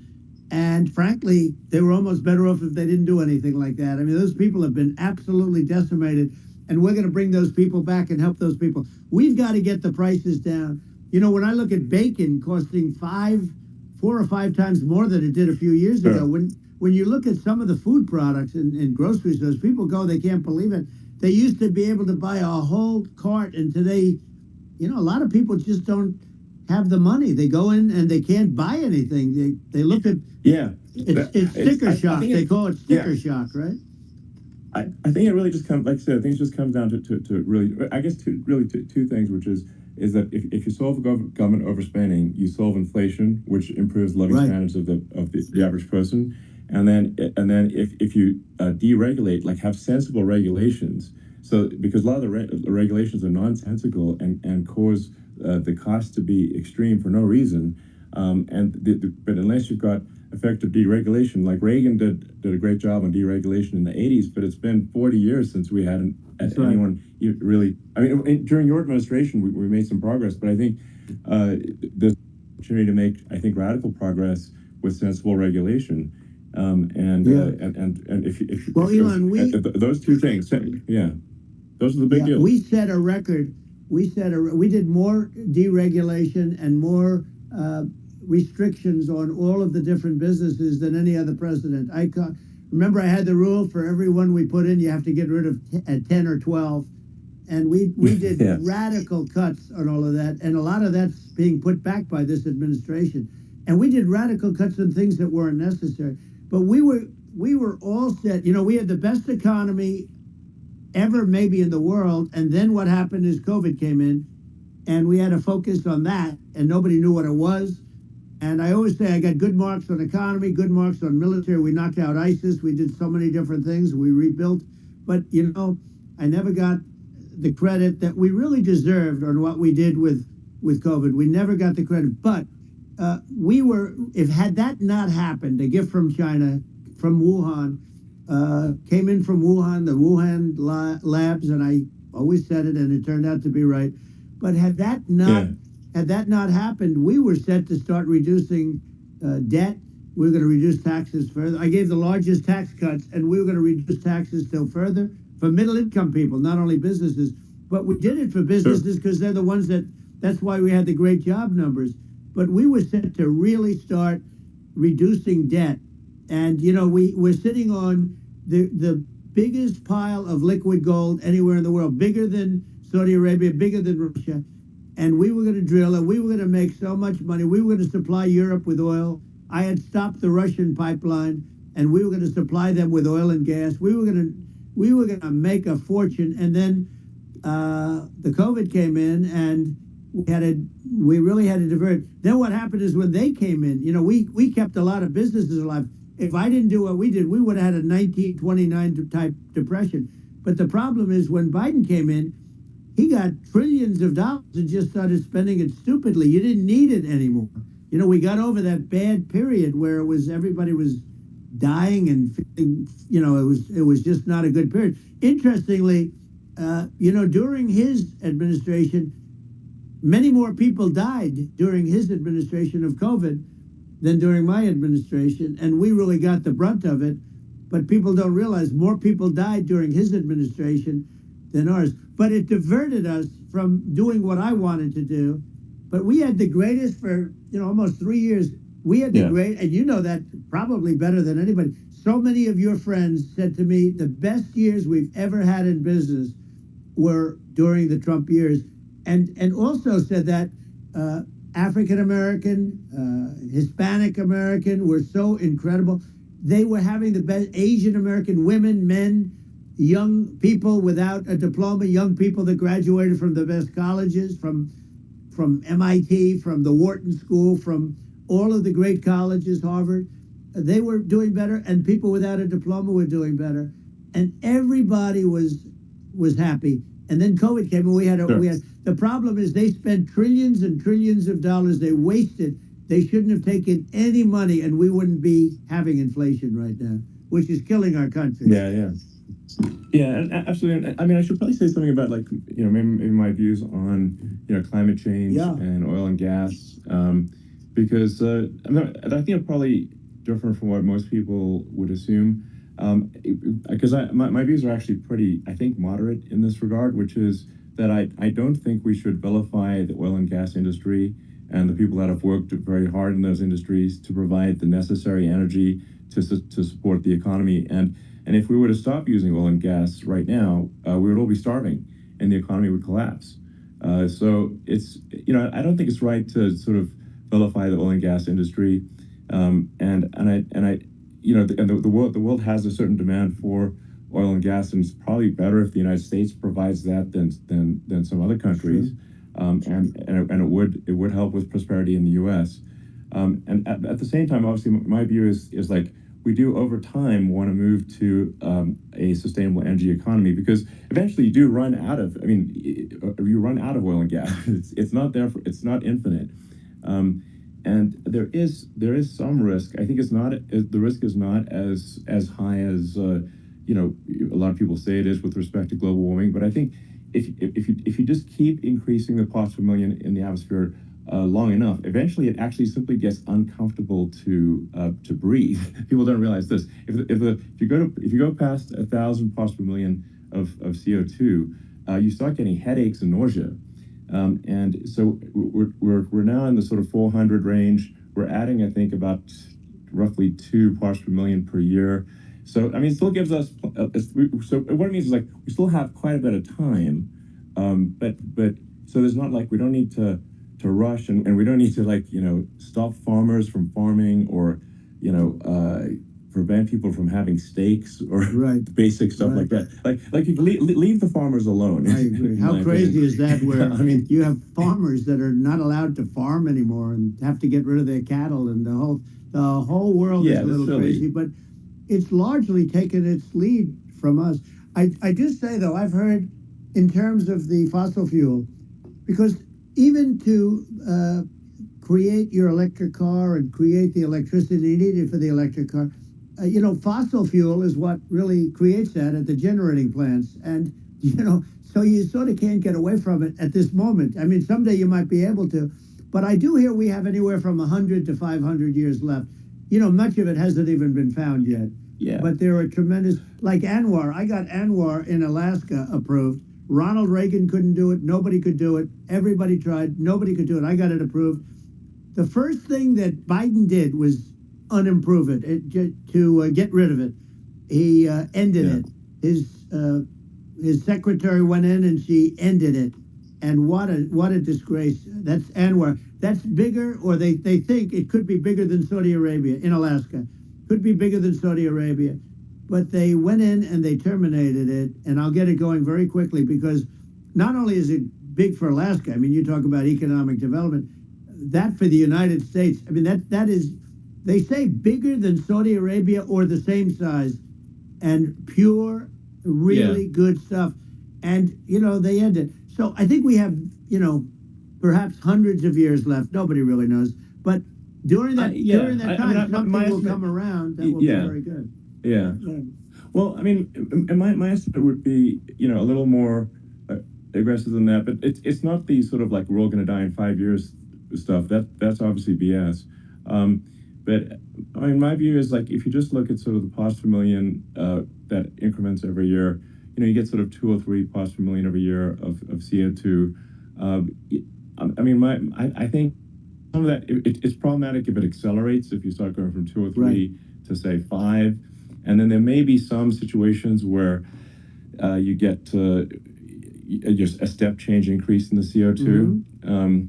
And I think we don't want to get too close to 1,000 ppm, because like that's actually makes it uncomfortable to breathe. Like just existing in 1,000 ppm CO2 is uncomfortable. That's like that's considered like an industrial hazard. Right. Just so it's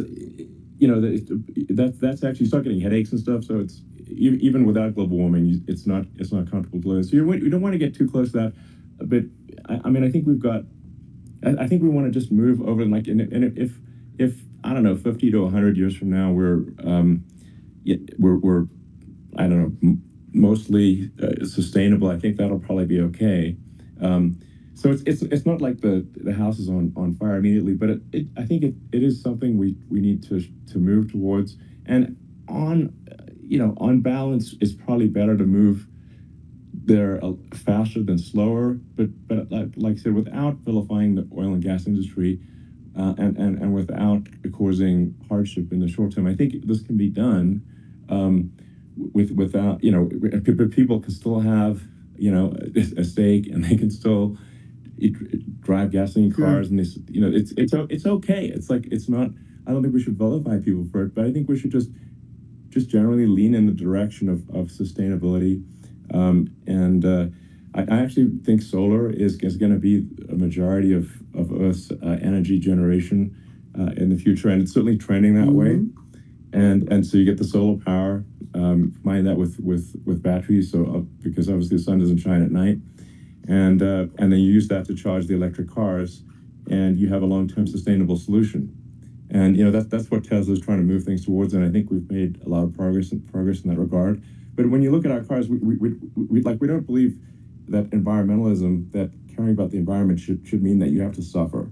So we make sure that our cars are beautiful, that they drive well, that they're fast, they're sexy. I mean, they're cool. In fact, literally, I mean, this sexy joke, Model S, Model 3, Model X, and Y spells out sexy. It's probably the most expensive joke out there.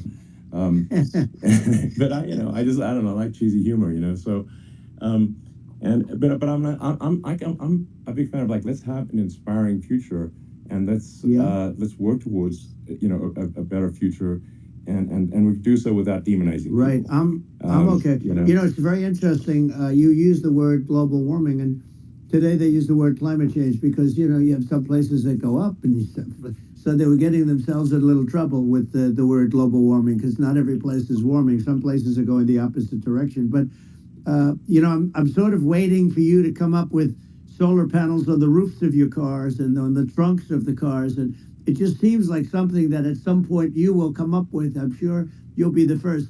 But it would seem that a solar panel on the roofs, on flat surfaces, on certain surfaces might be good. Yeah. At least in certain areas of the country where you have the world, sure, where you have the sun. But I would think, and I have no idea because that's not my world, but I would think that this would be something that would be interesting. But the one thing that I don't understand is that people talk about global warming or they talk about climate change, but they never talk about nuclear warming. And to me, Sure. that's an immediate problem, because you have, as I said, 5 countries where you have major nuclear, and probably some others are getting there, and that's very dangerous. That's where you need a strong American president, because you don't want to have this proliferation. But you have 5 countries and getting more. China is much less than us right now, but they're going to catch us sooner than people think. They're way lower. Russia and us are number 1, and I mean, we're sort of tied. And China is far behind, but they're developing at a level that you're not surprised to hear, very fast. They'll end up catching up, maybe even surpassing. But to me, the biggest problem is not climate change. It's not, and everything's a problem, but it's degrees. To me, the big problem is the nuclear power. The power of nuclear is so great. And when I talk about I'll prevent World War III, I will. But the truth is that you have to, because this is no longer army tanks going back and forth and shooting at each other. This is a level of destruction and power that nobody's ever seen before. Yeah, and actually, there's the bad side of nuclear, which is a nuclear war, very bad side. But there's also, I think, nuclear electricity generation is Absolutely. underrated. You're right. And it's actually, people have this fear of nuclear electricity generation, but it's actually one of the safest forms of electricity generation. It's just a huge misunderstanding. And if you look at the injuries and deaths, caused by, say, I mean, I'm not going to try to pick on coal mining, but just any kind of mining operation. And there's a certain number of injuries and deaths per year. You compare that to nuclear. Nuclear is actually way better. So it's underrated as an electricity source, and I think it's something that's worth reconsidering. But there's so much regulation that people can't get it done. So that maybe they'll have to change the name. The name is it's a rough name. There are some areas like when you see what happened in bad branding. Right, we'll have to rebrand it. We'll have to give it a good name. We'll name it after you or something. No, it has a branding problem. When you see what happened, it does have a branding problem. When you see what happened in Japan, where they say you won't be able to go on the land for about 3,000 years. Did you ever see that? And in Russia, where they had the problem, where they, there's a lot of bad things happened, and they have a problem. And they say that in 2,000 years, people will start to occupy the land again. You realize it's pretty bad. No, that's not true. But you're right about it. It's amazing. It's actually not that bad. So like after Fukushima happened in Japan, like people were asking me in California, are we worried about like a nuclear cloud coming from Japan? I'm like, no, that's crazy. It's actually not even dangerous in Fukushima. I actually flew there and ate locally grown vegetables on TV to prove it. And I donated a solar water treatment, a solar powered system for a water treatment plant. And but you haven't been feeling so well lately, and I'm worried about it. No, but I mean, I'm only kidding. It's fine, It's like, Hiroshima and Nagasaki were bombed, but now they're like full cities again. So it's really not something that That's right. So it's not as scary as people think, basically. Yeah.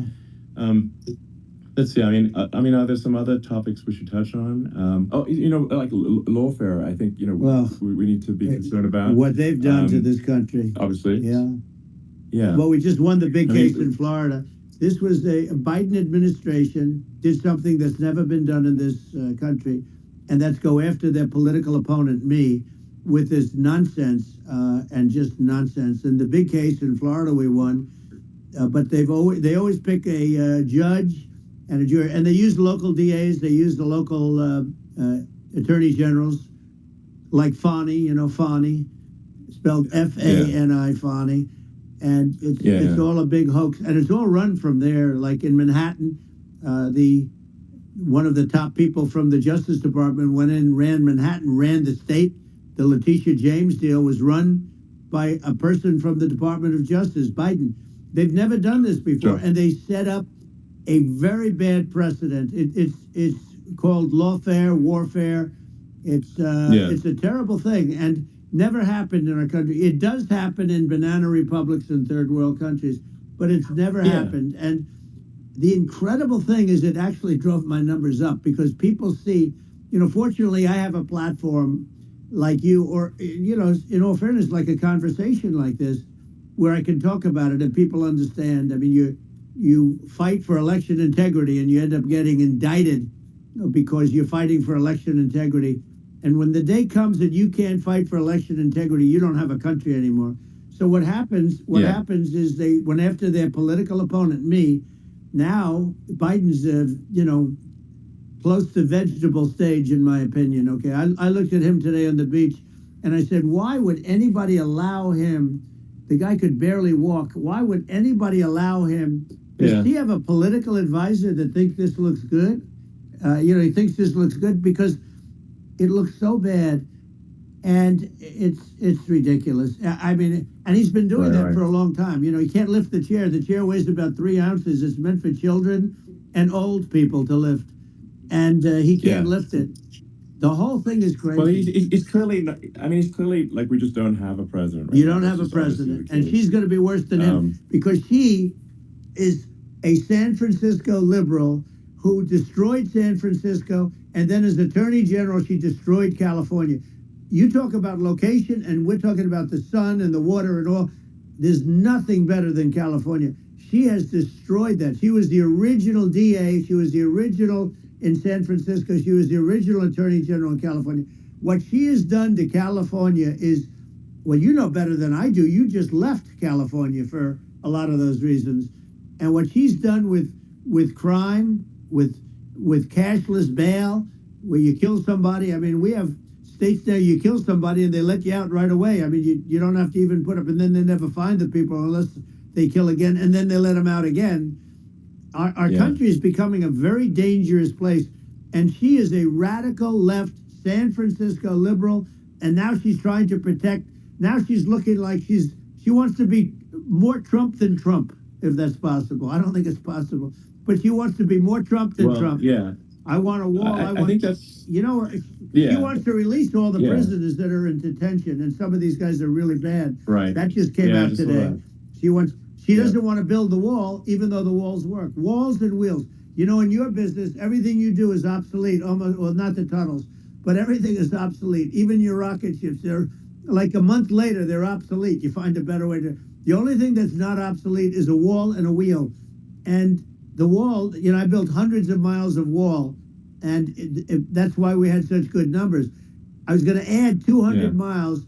We bought it. We could have flipped it up in 3 weeks, and they sold it for 5 cents on the dollar. That meant, I said, wow, that means that they actually do want to have open borders. She wants to have open borders, and now she's going like she's tough on the border. It's such a lie. Yeah, this is simply not true. This is simply not true. No, and everybody knows it's not true. It's a disgrace that she can say it. No, I mean, obviously, what's happening sort of overnight is they're rewriting history and making Kamala sound like a moderate when in fact she is far left, like far left. Worse than Bernie Sanders. She is considered more liberal by far than Bernie Sanders.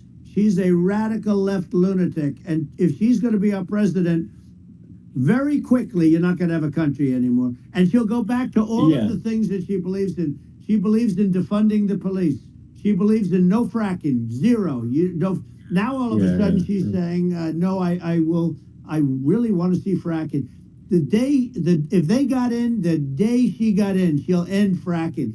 And by the way, if people didn't think that, the lunatics that really believe in that, they won't vote for her. You know, like the Palestinians and Israel. She is so anti-Israel, and she's bad for both. Biden actually did something that was impossible. Both sides hate him. You know, both sides. That was a hard thing to do. Unification. Yeah, no. I mean, Netanyahu came to give a talk to a joint Senate and House sitting, and I was there, and Kamala stood him up. You know, what does that say? I think it's highly disrespectful. And I say, if you're a Jewish person or if you believe in Israel, if you're a person that, you know, is a very pro-Israel, if you vote for her, it's worse than Biden. And Biden was bad. But if you vote for her, you ought to have your head examined.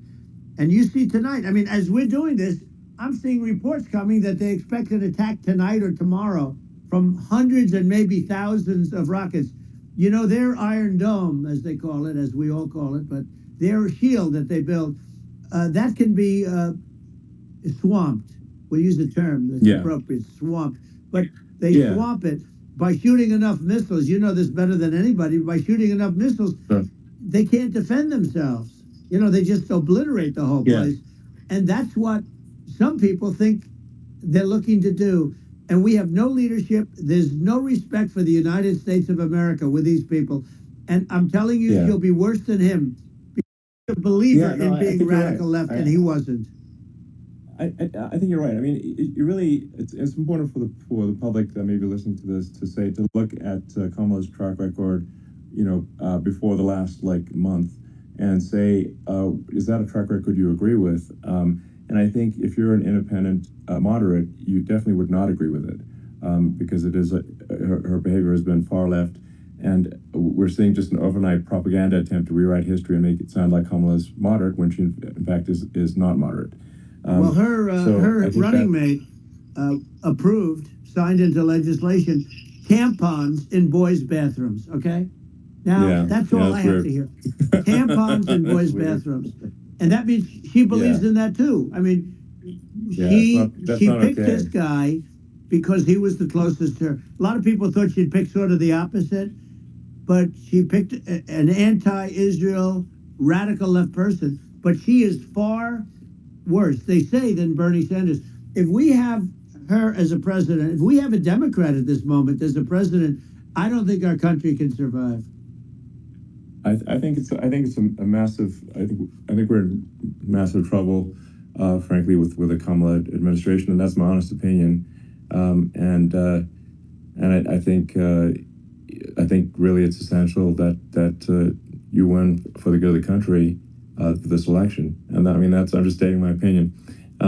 Now, you may have seen this, but I got a letter from the EU Commission, saying, to not have disinformation on during this discussion that we're having, there's a lot of attempts to do censorship and to force censorship even on Americans from other countries, and what do you think about that?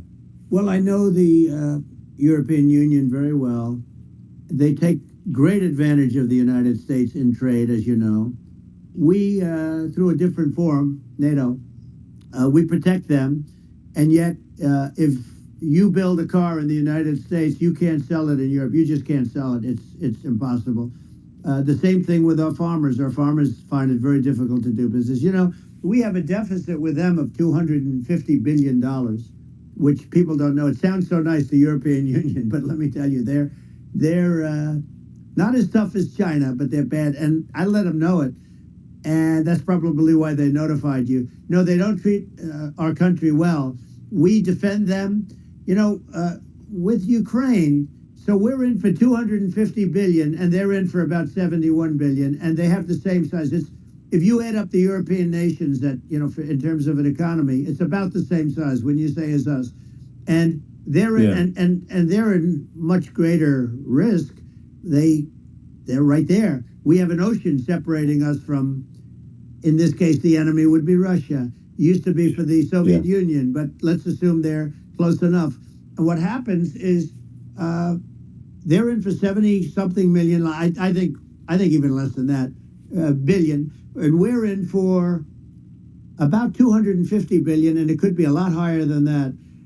And I say, why aren't you going to equalize? Why aren't they paying what we're paying? And they're in much more, it's much more important for them because of the fact that, they're right near there. They're all sort of in that location. We're not. But they should, and I did it with NATO. There were only 7 countries that were paid up in NATO out of 28 at the time. And the United States the United States was subsidizing NATO, tremendously subsidizing NATO. And I said, I went in and I said, you got to pay up. If you don't pay up, we're not going to defend you any longer. I took a lot of heat, but you know what happened? Billions and billions of dollars came flowing in, and I think a lot of the public isn't aware of the fact that the United States pays a disproportionate share of the NATO expenses, and then we get taken advantage of on trade. So think about it. Well, the point of NATO is defending Europe, and it's It's like, then, okay, well, why is the United States paying disproportionately more to defend Europe than Europe? That doesn't make sense. That's unfair. And that is an appropriate thing to address. Well, when you talk about cost cutting and savings and everything else, honestly, look, there's nobody that feels worse about the Ukraine situation than I do, because I know it would have never happened. I know Zelensky. He was very honorable to me, because when they went with the Russia hoax, and they said I had a phone call with him, he said it was a perfect phone call. It was a great phone call. He could have grandstanded and, said, oh, he was very threatening. He said, no, it was a very nice phone call. I called him up to congratulate him on his win, and you end up getting impeached because these people are lunatics. I was talking about the difference from the people within and the enemies on the outside. In many cases, the people from within are more dangerous for our country than the Russians and the Chinas. If you have a smart president, you're not going to have a problem with them. You're going to do things. Yeah. Now, they've taken advantage of us incredibly, but you're going to do things with the right person. Yeah. Well, I think it's obvious that you're a believer and an advocate of free speech, because during your first term as president, you were attacked relentlessly every day, often very unfairly with false attacks. and you didn't try to shut down the media. You didn't try to inhibit their freedom of speech. And I think that says a lot. Well, the good thing is that you and I have, and some people, very few, we can get the word out. Although sometimes it's hard because they don't want to print it, like we're having a great conversation right now. Kamala wouldn't have this conversation. She can't because she's not smart. She's not a smart person, by the way. She can't have this conversation. And Biden, we don't even have to talk about it. I mean, he couldn't have this conversation. He would have given up on the first half of a question. He would have walked out. He would have said, "Where am I? Where am I going?" So anyway, but no, he wouldn't have this. That's true. Not a lot of people would have this conversation, but we cover a lot of territory. But the beauty is that we can have a conversation, and I'm able to get it out without because I get treated unfairly. This is a really big point. You can actually have a conversation with you. Yeah, it's nice, isn't it? And you can't have a conversation with Biden or Kamala. It's like it's not possible. That's true. So this is like talking to an NPC. No. So it's just impossible. Well, but think of it. We need a man or person who's unbelievably sharp in order to stop all the nuclear danger and all the dangers that I'm talking about. And I got along with all these. I got along with Kim Jong-un. We had dinner. We had everything. And he really liked me, and I got along with him really well. By the way, he's the absolute boss over there. A lot of people said, "Oh, do you think you will?" That's for sure. Let me tell you, I saw things that you don't want to know about. He is the boss. But we had a good relationship, and he doesn't like Biden. He considers him a stupid man, he said. He's a stupid man. Well, at least he speaks his mind. But, in this country, you're not sort of allowed to say it, but I guess you are. You should be allowed to say it if it's true. But we need smart people, and we need people that have an ability to lead.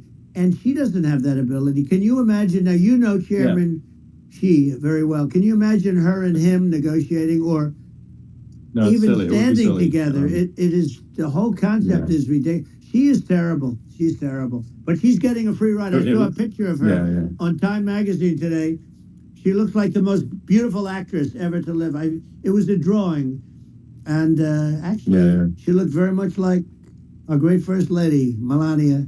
She didn't look like Camilla. That's right. But of course, she's a beautiful woman. So we'll leave it at that, right? Yeah. Well, maybe I think part of what people in America want to feel excited and inspired about the future. They want to feel like the future is going to be better than the past, and that America is going to do things that are greater than we've done in the past, reach new heights that make you proud to be an American, and excited about the future. They want the American dream back. They want the American dream back. More important than anything else, it's like you don't have that today because the people, they've been just sucked. They see incompetent people running our. The Biden thing is very interesting. People just found him to be incompetent, and when I debated him, I was like, "Is this for real?" It was. Yeah, it was just absurd. But I think there are some grand projects that we could do. I mean, I think we could build a base on the moon. We could send American astronauts to Mars. We could build high-speed connections that are more advanced than anything else in the world between our cities, so people have fast transport. It's possible to solve traffic with tunnels. We've already made great progress in Vegas doing that, and just do things that are exciting and inspiring and make the future feel like it's better than the past. Well, I did in Vegas, and I'll tell you, it was amazing. I got to see. I took a big glimpse at it, and it's incredible. It's incredible, and you could do that all over. It's deep. Yeah, you don't even need much structure. Assuming you're in the right area. No, it's straightforward. It's amazing. I think we could do some things that like China's got incredible high-speed rail between its cities, but I think it's actually possible with tunnels if with deregulation, with an ability to actually where it's legal to actually do the tunnels. Then you could have high-speed tunnels that are actually better than anything else in the world for high-speed transport between cities, and that would be something that Americans can say, wow, okay, we've got something that's cooler than anyone else in the world. That's the kind of thing that makes you proud to be an American. And much safer than surface trains. where there is a danger there, with people, with crazy people. It's much safer, much better. And, it's sad because I've seen some of the greatest trains. I find it fascinating. And I've seen the systems and how they work, and the bullet trains, they call them, I guess. And they go unbelievably fast, unbelievably comfortable, with no problems. And we don't have anything like that in this country, not even close. And it doesn't make sense that we don't. Doesn't make sense. Yeah, and I think also like there's, I'm kind of hopping on the excess regulation, but I think something that I think people can generally understand is that what happens with laws and regulations is that there's more and more of them every year, and unless there's a process to clean them up, eventually everything becomes illegal, and that actually it slows down the development of new technologies. I mean, if you take sort of like, I think there's room for some reform at the FDA for improving the speed with which we approve drugs that could help save lives and improve people's lives.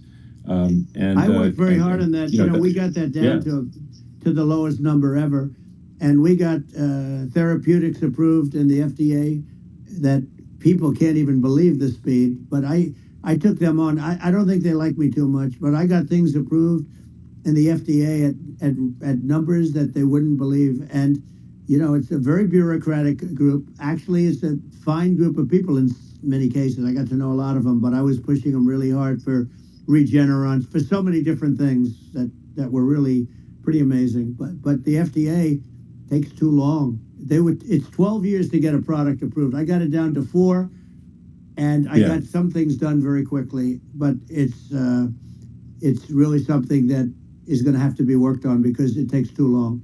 Just takes too long. Yeah, it just takes too long, and it's you end up in the same with the approval, but it just it takes years instead of something that I think could potentially take months, that improves people's lives. I think, I just wanted to hop on this point that like there has to be an active process for reducing rules and regulations, because otherwise they just keep building up every year, and you get like hardening of the arteries, and eventually everything's illegal or takes forever, and then we just ossify as a society. We can't make any progress, and it's a really big deal. Elon, just getting back to the FDA for 1 second, I got something done called Right to Try. This is where you can go in, and if you're terminally ill, you can use a space age, medicine or whatever it may be. We have the best doctors, the best labs in the world. We really do. But people would go to other countries because you couldn't use the product, even if they thought it worked, because it's going through the FDA. I got it approved where you can, you basically, look, nobody wanted it. The doctors didn't want it because of the liability. The country didn't want it, our country, because they didn't want to get sued.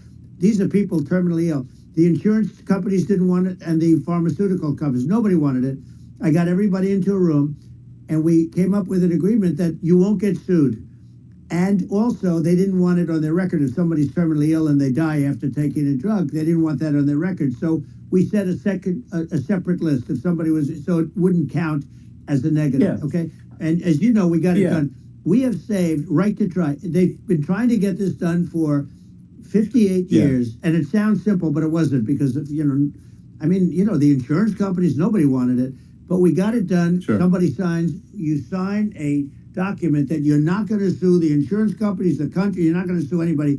And we got it done, and we're saving tens of thousands of lives. Right to Try. Hopefully you never need it, but if you do, you don't have to travel to Asia. People, if they had money, they go to Asia, they go to Europe. If they don't have money, they go home and die. That's what happened. They'd go home and die.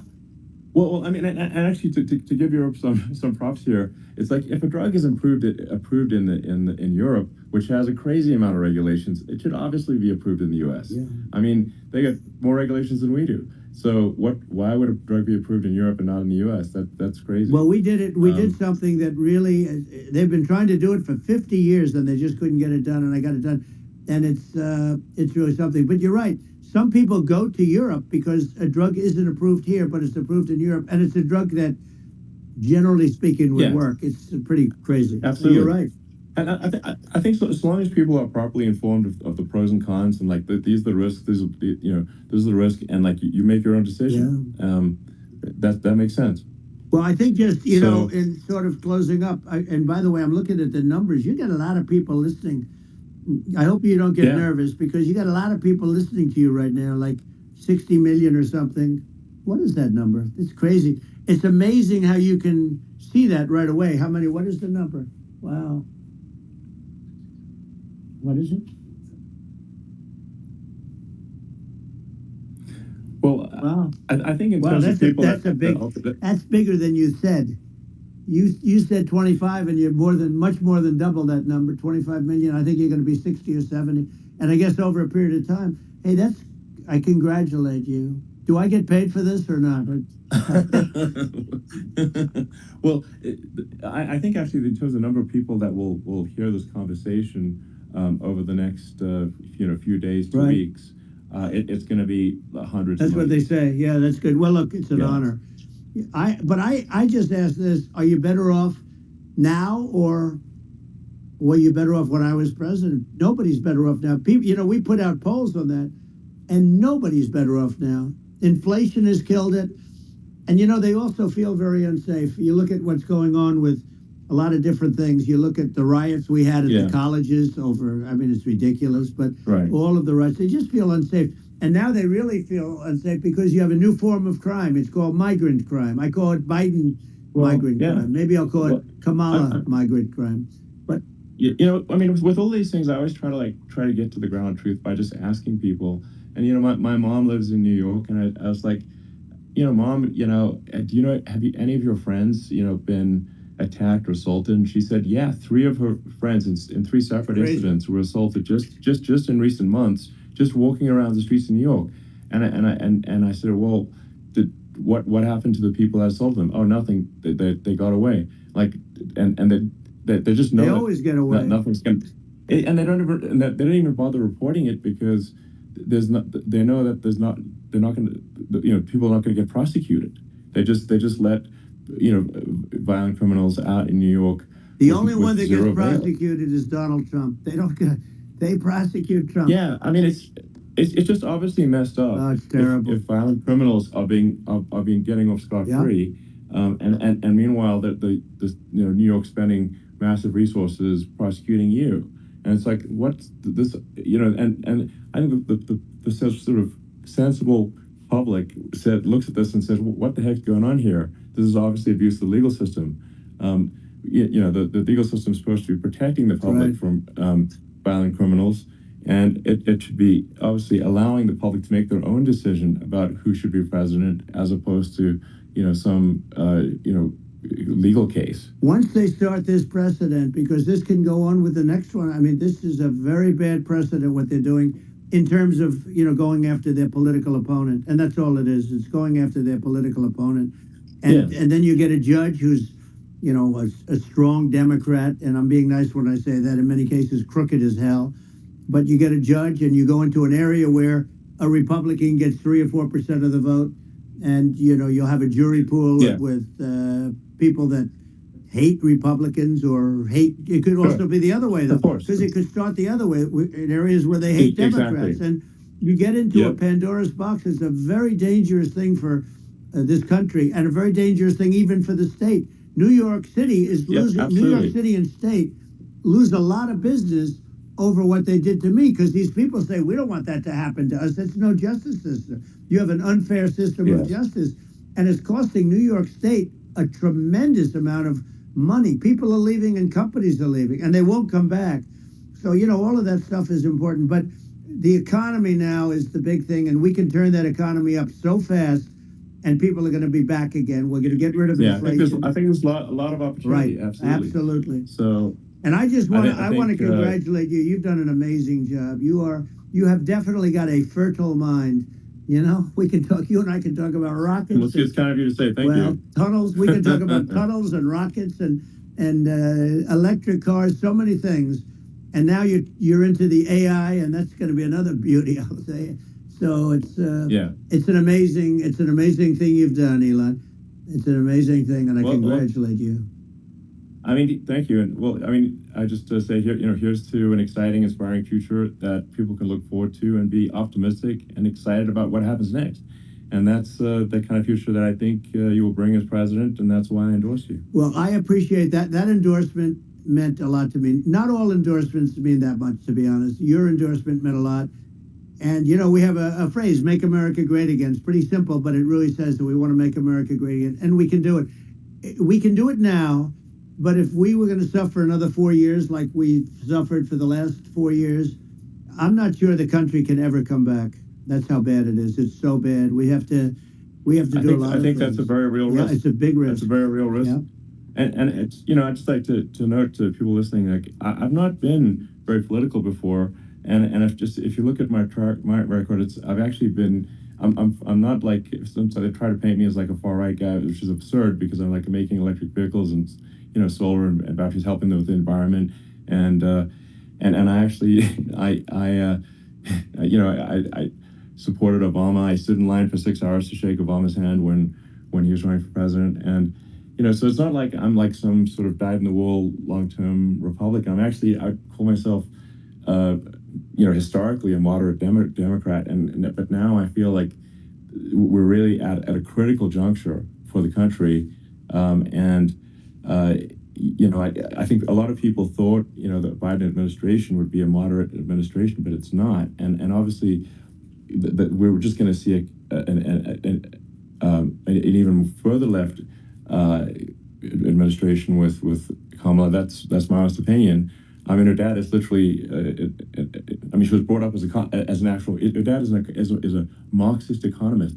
You can Google it. I mean, it's not we're not making this up. You know, that's how she was brought up. So, and we want to have a future that is prosperous. And I think we're just at this critical juncture.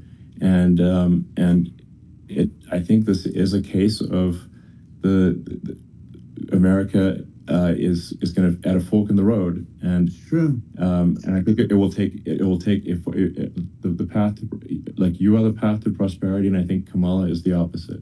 Then that's my honest opinion. I'm gonna get attacked like crazy, and you know I've also experienced quite a bit of lawfare myself, but I'm just trying to tell people my honest opinion, and I haven't been really active in politics before, and I'm just trying to point out that my track record historically is been moderate, if not moderate, slightly left, and so this is to people out there who are in the moderate camp to say, I think you should support Donald Trump for president, and I think it's actually a very important junction in the road, and we're in deep trouble if it goes the other way. Well, I want to thank you, and you know, I actually always did think of you as somewhat left. I must say that. So it's yeah. Even more of an honor to have your endorsement. I know how strong you feel about it. But, you know, when you think of her, San Francisco, 15 years ago, I had a great friend, Bob Tish. He said it's the greatest city in America. And now it's almost not livable there. And California, likewise. And she was involved in the destruction of San Francisco and the destruction of California. And she will be involved in the destruction of our country if people are so unwise as to elect her. And I hope that doesn't happen. And I hope the elections are going to be run honestly. And we're going to turn this country around. We're going to do things and we can do it fairly quickly. And we have to get rid of the criminals that have been, you know, given to us by other countries as they laugh. They laugh at us. They think we're stupid to accept these people. These are radical, stone cold killers in many cases and terrorists. And they're in our country by the hundreds of thousands. Yeah. And we have to take them out. Yeah, I mean, if I could summarize it, perhaps, you know, I think these are issues that I think most people in America would agree with, which is that we want safe and clean cities, we want secure borders, we want sensible government spending, we want to restore both the perception and reality of respect in the judicial system, just, you know, stop the lawfare, and I think that's like, and how are those even right-wing positions? I think those are that's just common sense, and that's I mean, would you agree with that? 100%. I don't understand, you know, they call it progressive. They don't like the word liberal anymore, but call it liberal or progressive. I don't understand how somebody could say that it's okay for them to empty prisons into our country. And again, I told you their crime rates all over the world are going way down, which makes sense. In fact, the next time what we'll do is if something happens with this election, which would be a horror show. We'll meet the next time in Venezuela because it'll be a far safer place to meet than our country. Okay, so we'll go. You and I will go, and we'll have a meeting and dinner in Venezuela because that's what's happening. Their crime rate's coming down, and our crime rate's going through the roof. And it's so simple. And you haven't seen anything yet because these people have come into our country and they're just getting acclimated. And they don't know about being politically correct law enforcement or lack of law enforcement. And our police, I have to just end with this. We have great police. We have great law enforcement, but they're not allowed to do their job. They have to be able to do their job without being destroyed. Well, absolutely. And it's obviously demoralizing if you're a police officer risking your life to arrest violent criminals who could kill you and do kill you sometimes. And then you arrest the violent criminal and then the DA, doesn't prosecute and they just let the guy out. Yeah. Well, then why should a police officer risk their life to arrest a violent felon? Well, even worse, Elon, if nothing's going to happen. Even worse, they prosecute the police officer. They go after it and they prosecute the police officer and they take away his pension. They take away his job. He loses his family. He loses his house. Well, I thought it was very telling, like incredibly telling, that when there was that case where sort of a gang of thugs beat up police officers. I think it was in Times Square in New York, and then nothing happened to those guys. They were let out, zero bail, and I think a bunch of them were given free tickets to California. Well, what is I mean, that is a gross indignity against the United States, and that's how. I mean, this is insane. Like, have we lost all pride?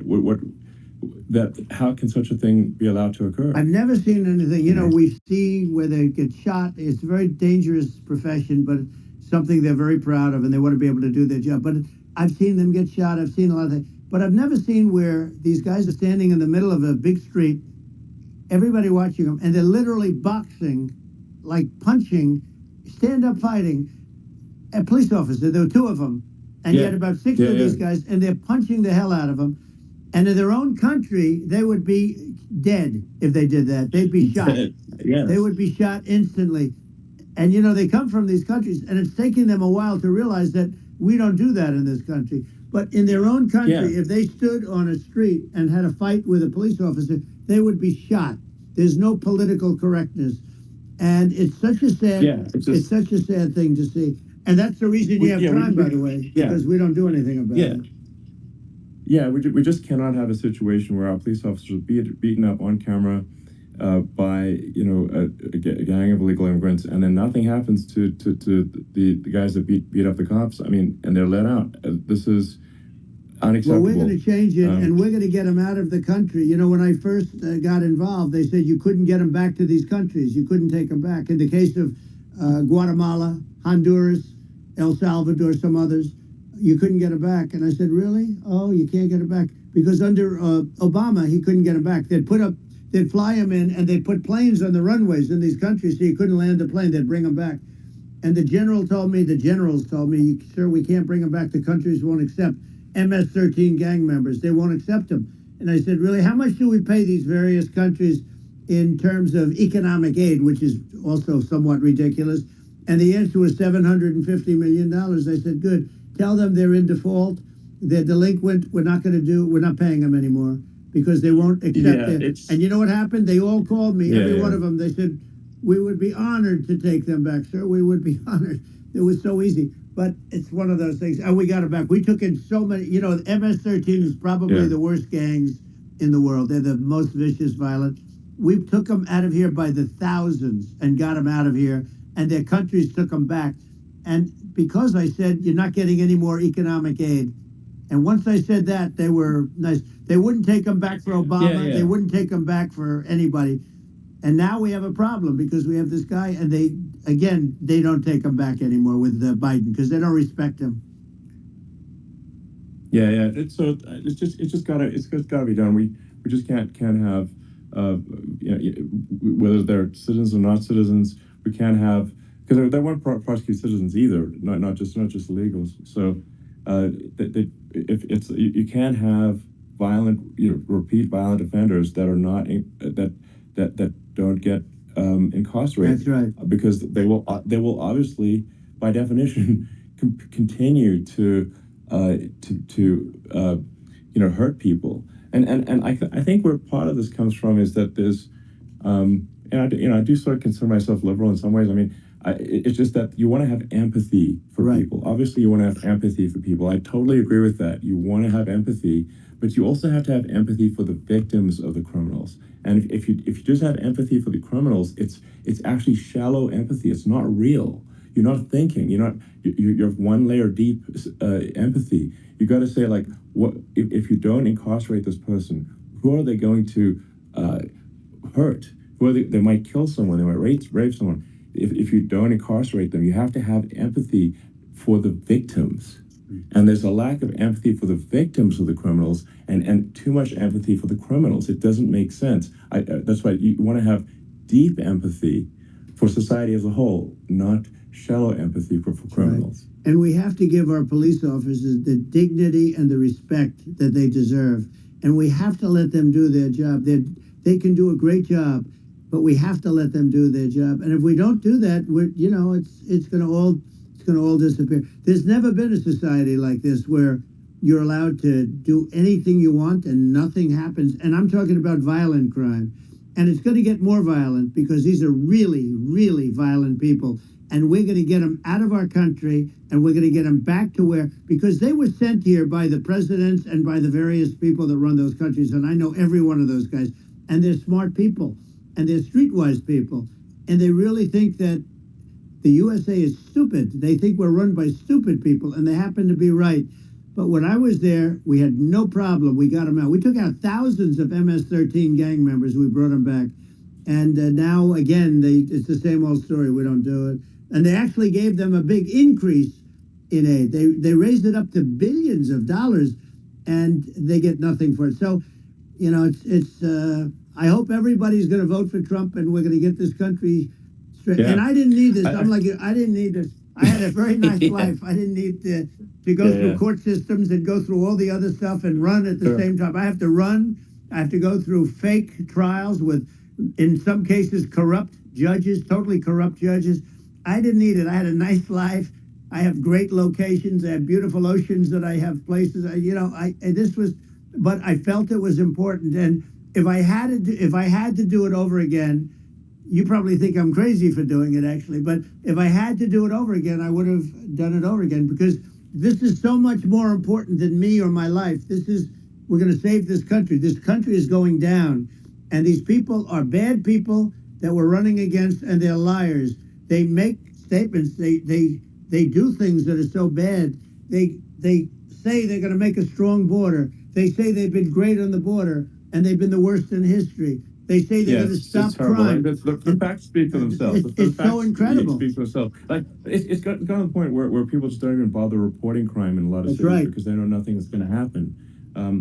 That's what I hear anecdotally from people all the time.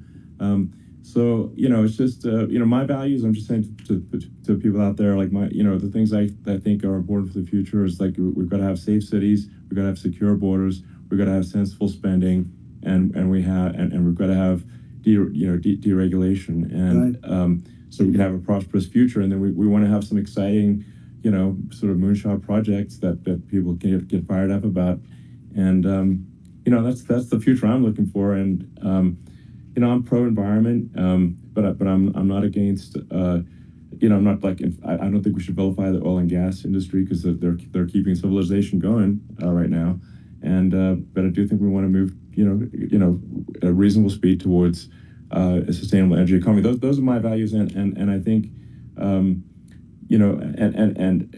so I mean that's why I'm supporting you for president. Well, so. I appreciate it. We're going to give incentive to companies to come into our country, not to leave our country. We're going to be giving tremendous incentives. We want companies to build here, not to build in other locations, and we want to create jobs. And again, it's about the American dream. You don't hear about the American dream anymore, Elon. You're the American dream in the truest sense, but you don't hear about the American dream anymore, and you're going to hear about it. people, they need that incentive to go out and do it. And they're going to love their lives. I mean, they're going to look forward to getting up in the morning and going to a job that they love, not a job that they can't stand, or not any job at all where they have no money, where they literally have no money, and then they end up with violence and lots of other problems. No, we're going to do some great things. And I learned a lot in the first. We had a great economy and all of that.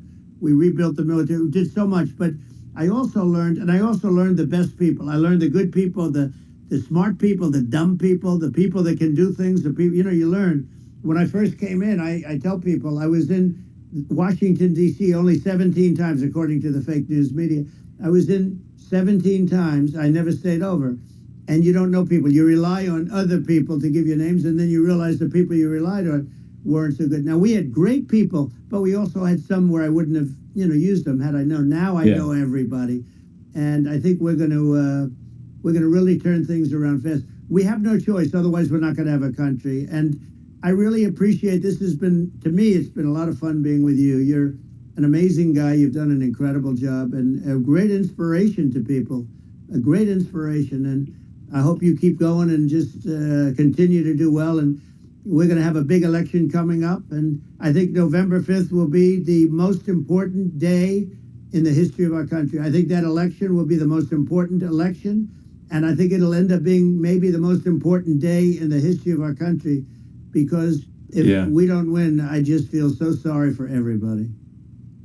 No, I think we're at a fork in the road of destiny of civilization, and I think we need to take the right path, and I think you're the right path. So I think that's what it comes down to. Thank you very much, Elon. It's a great honor, and we'll do it again sometime. And it's been really fun, and I hope you got a lot of viewers. I hear you got a lot, but I hope you got a lot. I know you got a lot of them. So I appreciate it. I'll see you soon. All right, sounds good. Thank you.